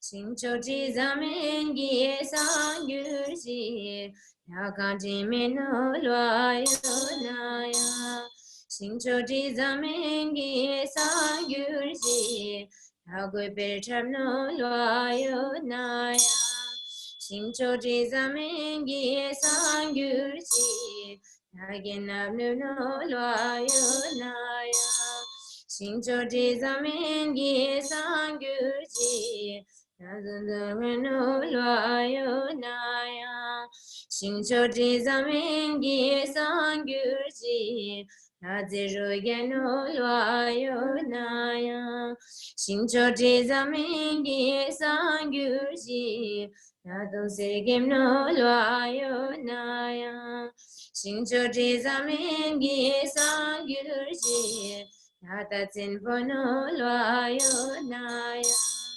Shinchoji Zamingi Sangyurji Nalodonponulwayonaya Shinchoji Zamingi Sangyurji Nayajulmonulwayonaya Shinchoji Zamingi Sangyurji Naratumponulwayonaya Shinchoji Zamingi Sangyurji Sumedam Zenulwayonaya Shinchoji Zamingi Sangyurji Sumejen Zenulwayonaya Shinchoji Zamingi Sangyurji Juze Nolwayonaya Shinchoji Zamingi Sangyurji Tenzenato Nolwayonaya Shinchoji Zamingi Sangyurji Nazondo Dangalwayonaya Shinchoji Zamingi Sangyurji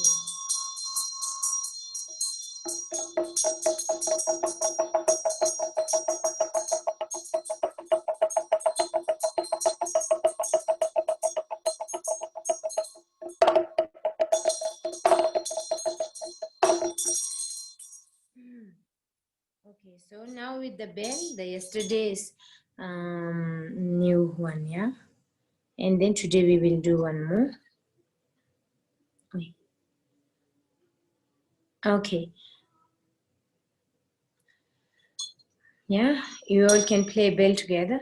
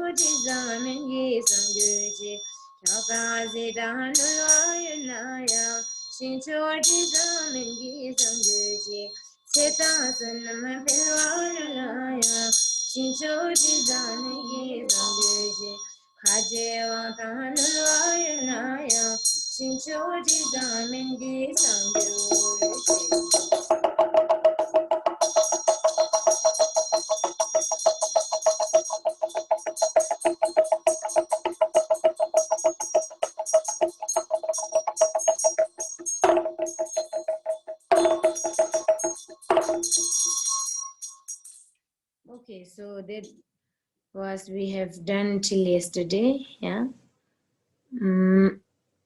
And then today, now this one we will continue with one new melody. Anyway. So with the bell is okay, yeah. You all are doing okay. It's simple, just it goes with the rhythm. Yeah, you all can practice in free time. So now today one is no bell, no damaru, just chanting, quite similar but little different from one of the previous melody. Okay, let's do together.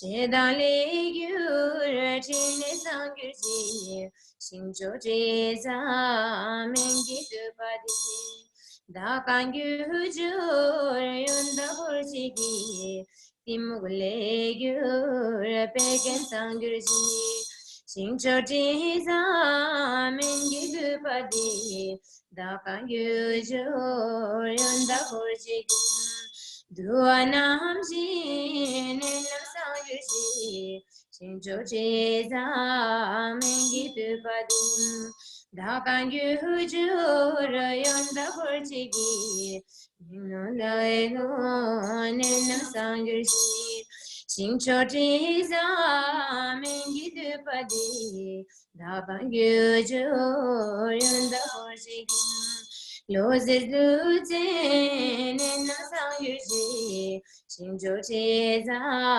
Mengi Dupadi, Dakangu Hujur, and the Horjigi, Chidana, Nenam Sanguji, Shinjo Cheza, Mengi Dupadi, Dakangu Hujur, and the Horjigi. Sedan nenam sangurji Shincho jeza mengi dupat Rakangu hujur yanda hurjigi Yeljum lusin nenam sangurji Shincho jeza mengi dupadi Dakangu hujur yanda hurjigi Olego nenam sangurji Shincho jeza mengi dupadi Gyujur yonda hurjigi Utayela nyampa sangurji Shincho jeza mengi dupadi Dakan gyujur yonda hurjigi Shadam pahabi nenam sangurji Shincho jeza mengi dupadi Dakan gyujur yonda hurjigi Chakan chuse nenam sangurji Shincho jeza mengi dupadi Dakan gyujur yonda hurjigi Jidam sinbu nenam sangurji Shinjo jeza mengi dupadi Dakan gyujur yonda hurjigi Setan chugu nenam sangurji Shincho jeza mengi dupadi Dakan gyujur yonda hurjigi Dakan wangbu yamba sangurji Shincho jeza mengi dupadi Dakan gyujur yonda hurjigi Uganam shi yamba sangurji Shincho jeza mengi dupadi Dakan gyujur yonda hurjigi Paldan tutu nyampa sangurji Shincho jeza mengi dupadi Dakan gyujur yonda hurjigi Setan sonam nenam sangurji Shincho jeza mengi dupadi Dakan gyujur yonda hurjigi Kaje wanda nyampa sangurji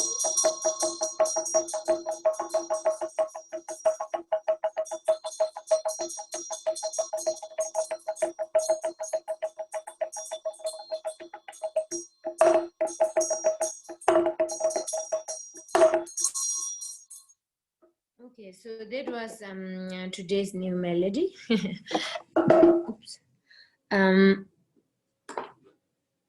So that was actually the when you are not well, or we do for sick people.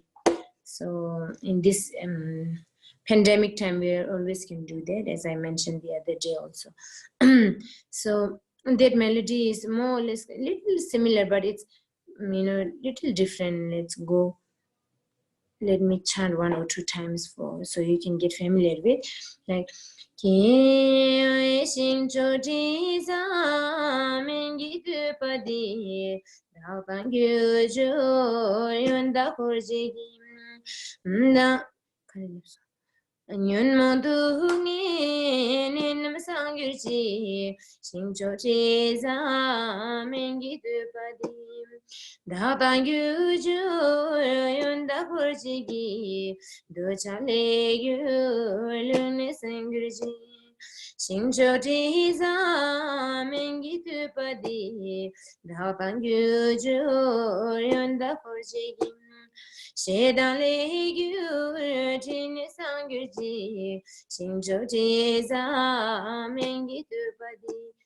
that, yeah.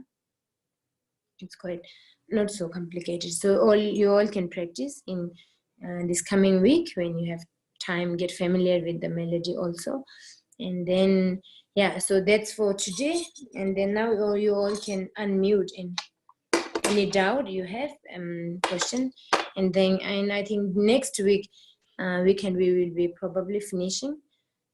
So we just left with the self-visualization 2 verses in the beginning, and then or rest, yeah, after invocation I have to go through the explanation, and then I don't think, yeah, next week we will finish because we have to go through all this second part, the offering of the nectar, which is in the last, and also aspiration. But doesn't matter.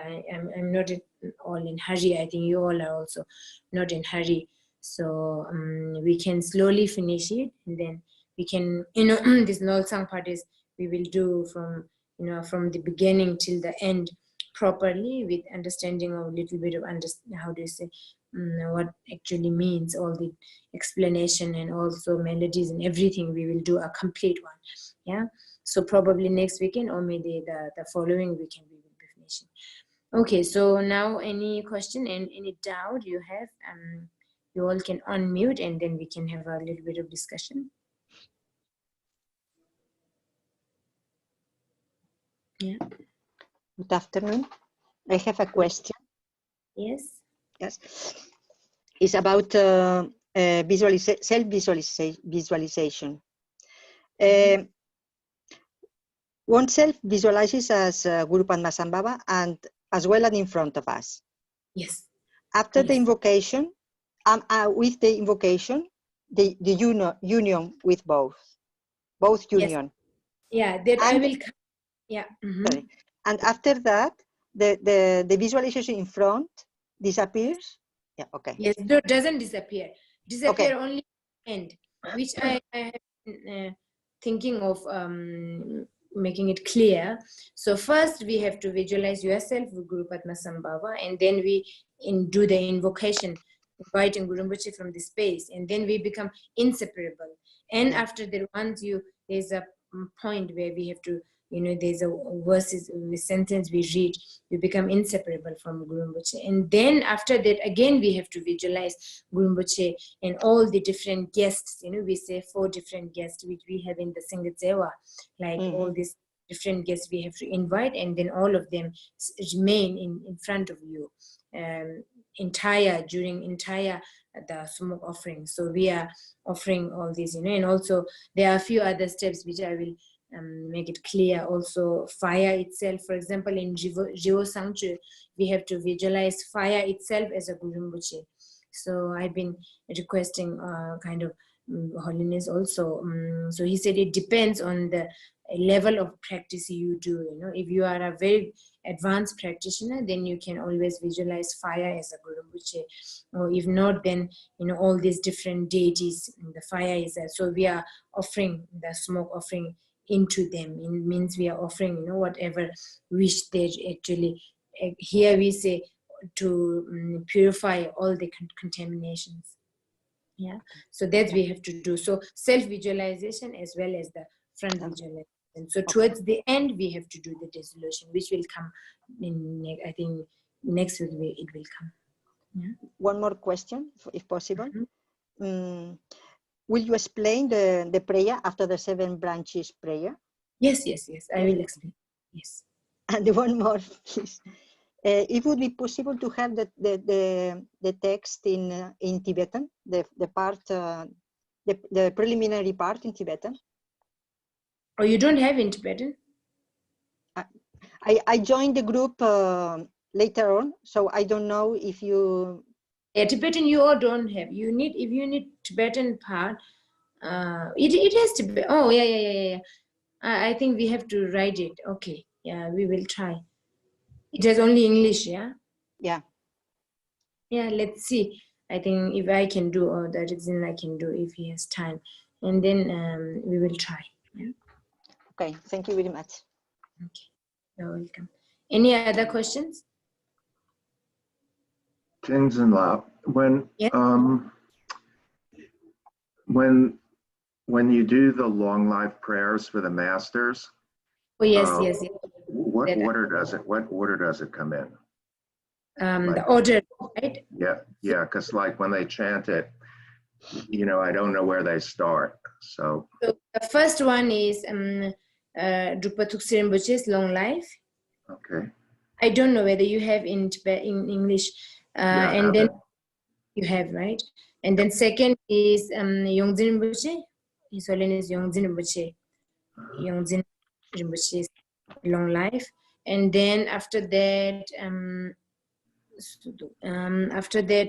I think it's Holiness Dalai Lama's. 1 minute, okay, let me check. Yeah, so first one is Tuksir Rinpoche, second one is Yongdzin Rinpoche, third one is Holiness Dalai Lama's long life, fourth one is Taksang Respa.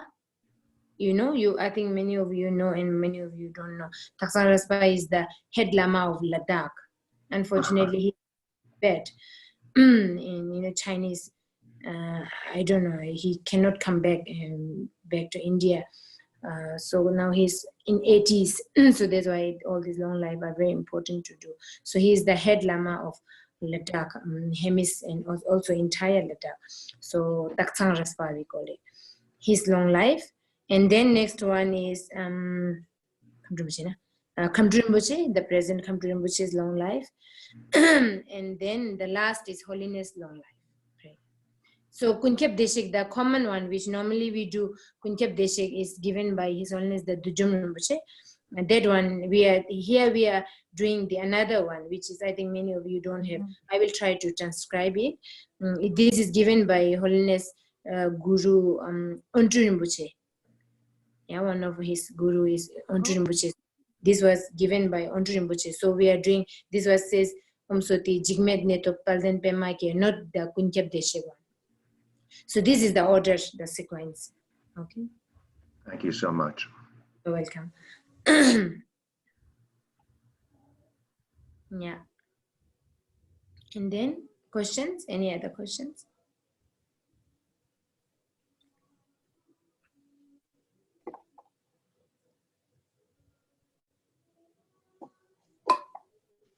I have one question for the purification of the substances. At the beginning, we do the different mudras.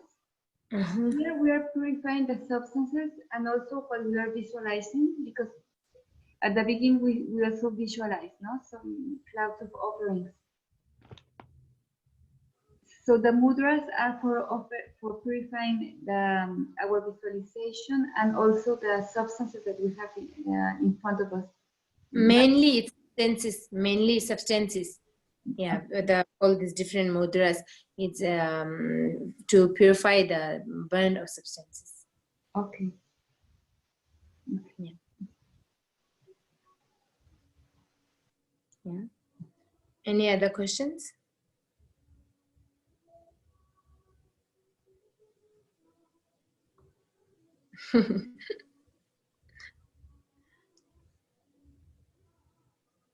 No questions?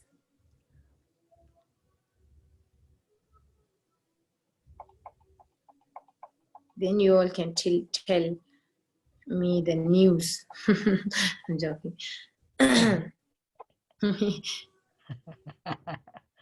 What's the current news in different places?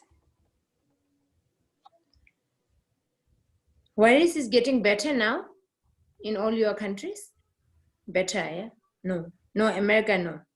Yeah, France. I think in America, there are more people getting sick, but less Really? people dying.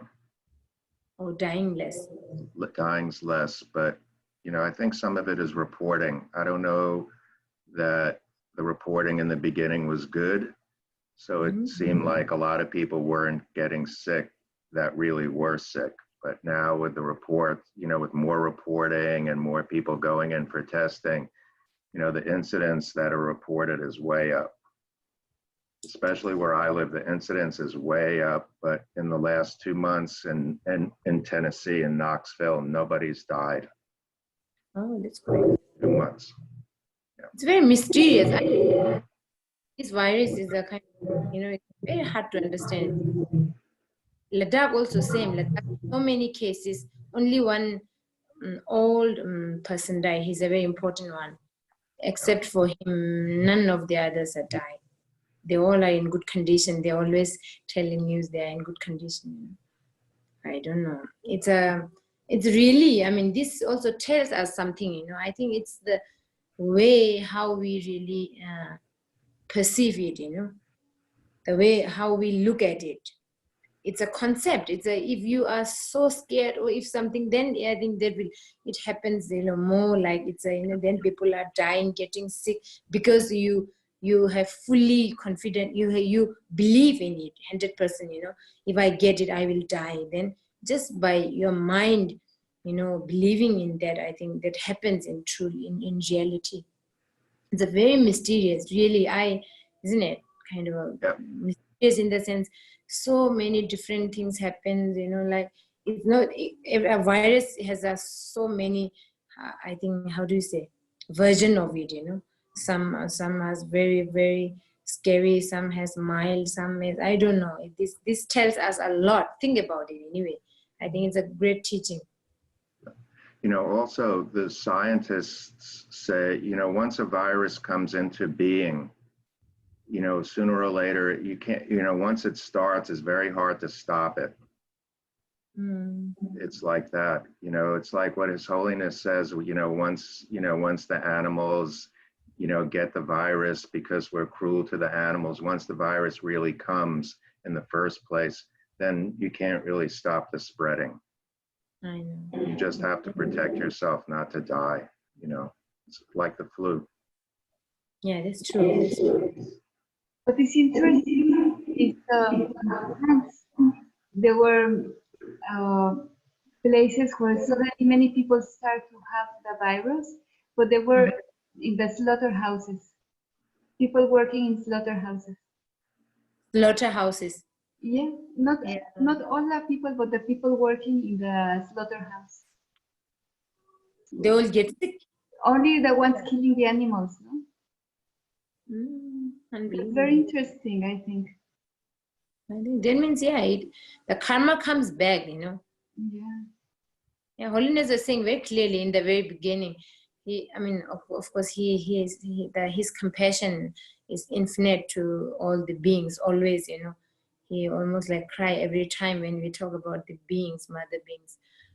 So he was saying, like, you know, he was jokingly, Holiness is jokingly saying, I thought karma really doesn't, you know, the karmic cause and effect is not true, you know, it's not happening because the way we, you know, the cruelty the way we treated animals, like for how many years, and we all human beings are still enjoying. I thought karma is not working. I mean, there is no karma, you know. We can enjoy for forever, and beings can suffer forever. There is no karmic death, you know. You are not, how do you say, getting back the karma. So he was jokingly saying that, which is true, you know. So now see that, you know, all this, the worst things happens with everybody in whole world, isn't it? Yeah. I think how do you say, they were so tolerant until now it's, you know, they said it's cannot take any more too much, you know. Yeah, that's enough is enough, we say, you know, enough is enough, cannot tolerate anymore. So it's coming back to all of us anyway. Yeah. We've had a lot of wind here, really strong wind all day and all night. In London? Yeah. will the Nolsang is good for elemental disturbance?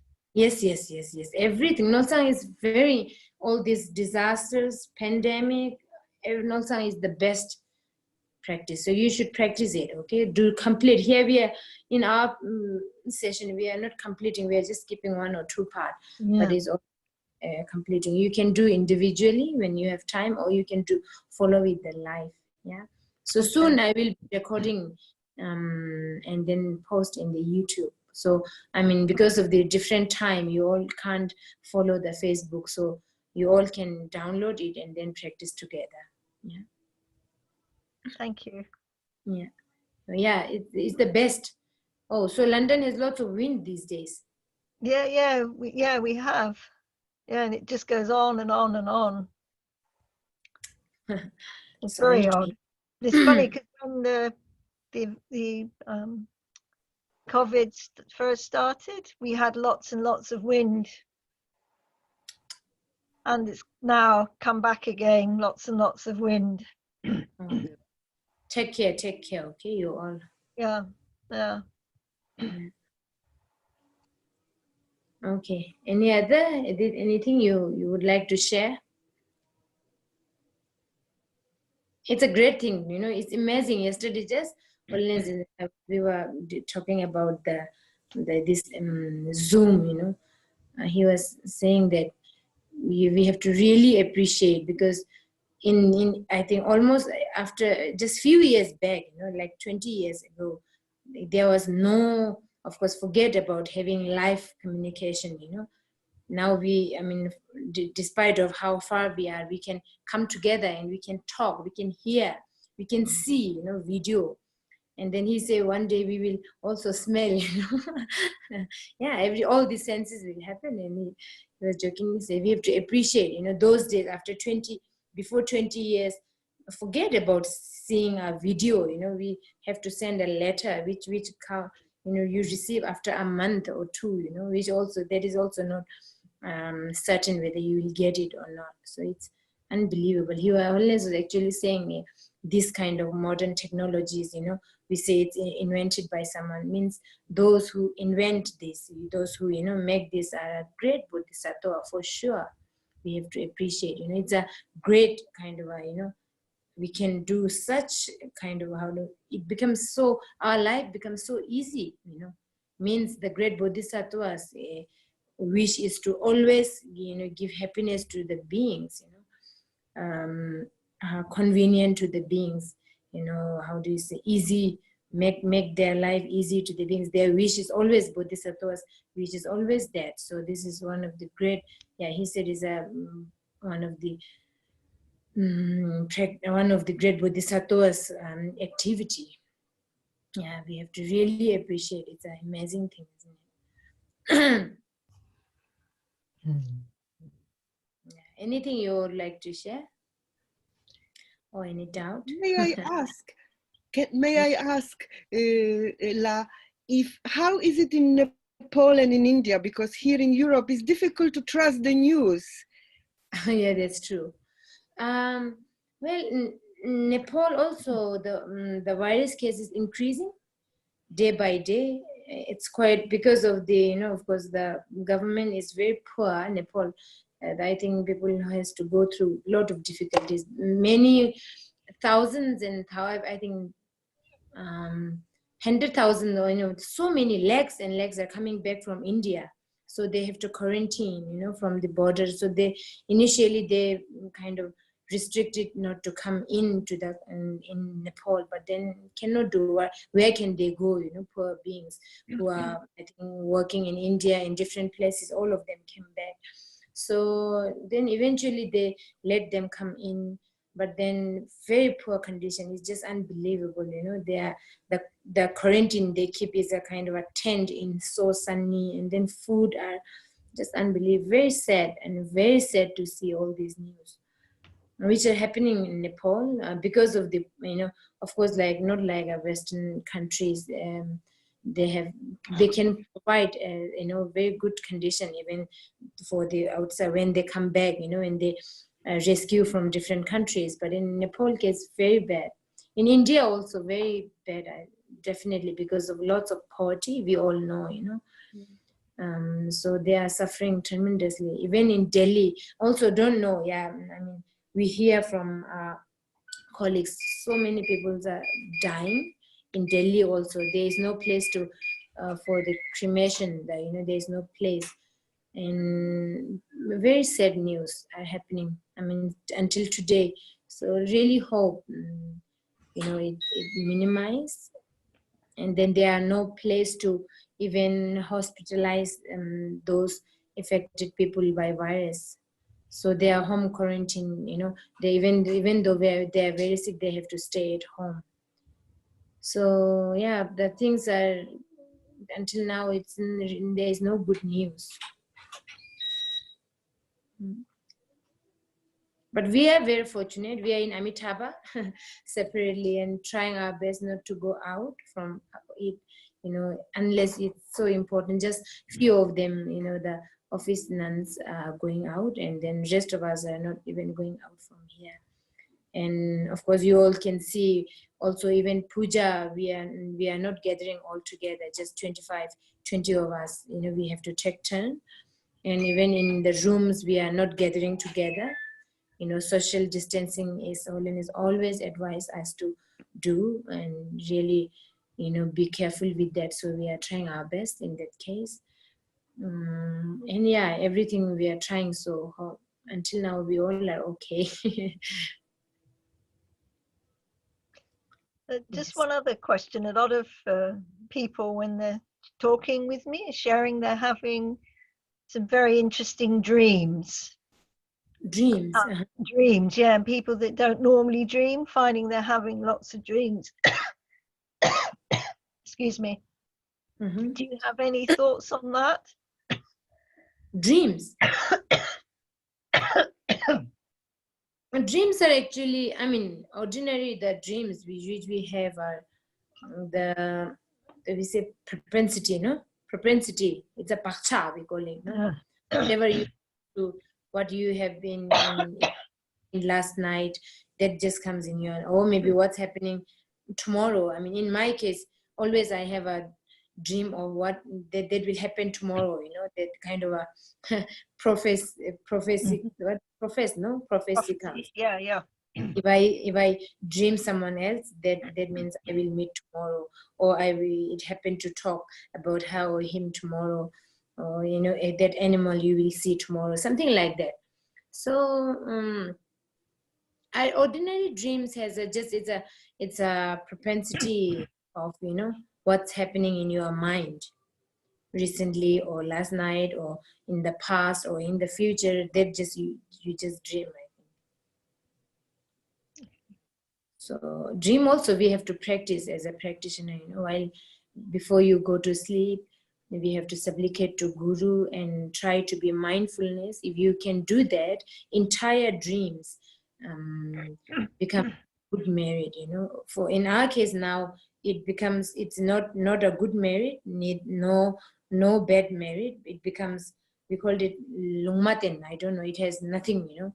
There is no good virtues, no bad virtues. So it becomes kind of a how do you say?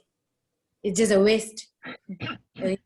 How many hours you are sleeping is a wasting. You are wasting of your life.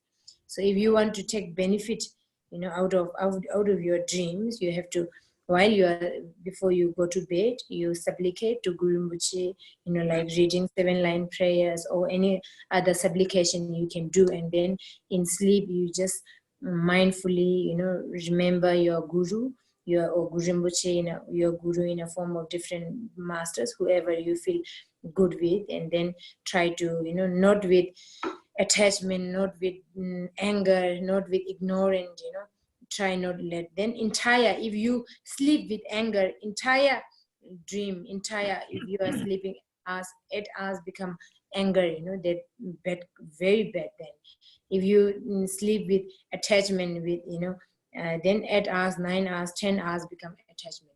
So it's very important, you know, in order to if you want to gain something from your dream without wasting it, so then you have to always supplicate and then remember think of your guru, think of impermanent, you know, think of like tomorrow, I don't know whether I will be alive tomorrow morning or not, you know, thinking, remembering that, all these, then it entire life, entire dream becomes good virtues.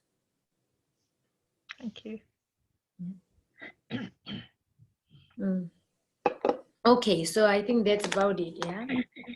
Other question you have? No.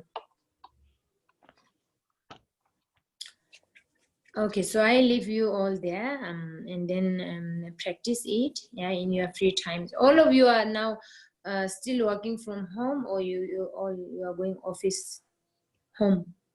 Oh, that's good. Okay, so from home you will get a little bit of time. I think sometimes you have to do a lot of work from home, which is good. And take care. Yeah, stay safe and well. And then see you next Saturday. Yeah, practice well, and then wish you all the best. Okay. Thank you. Okay. Thank you. Thank you. Take care. Take care, you too. Happy delay.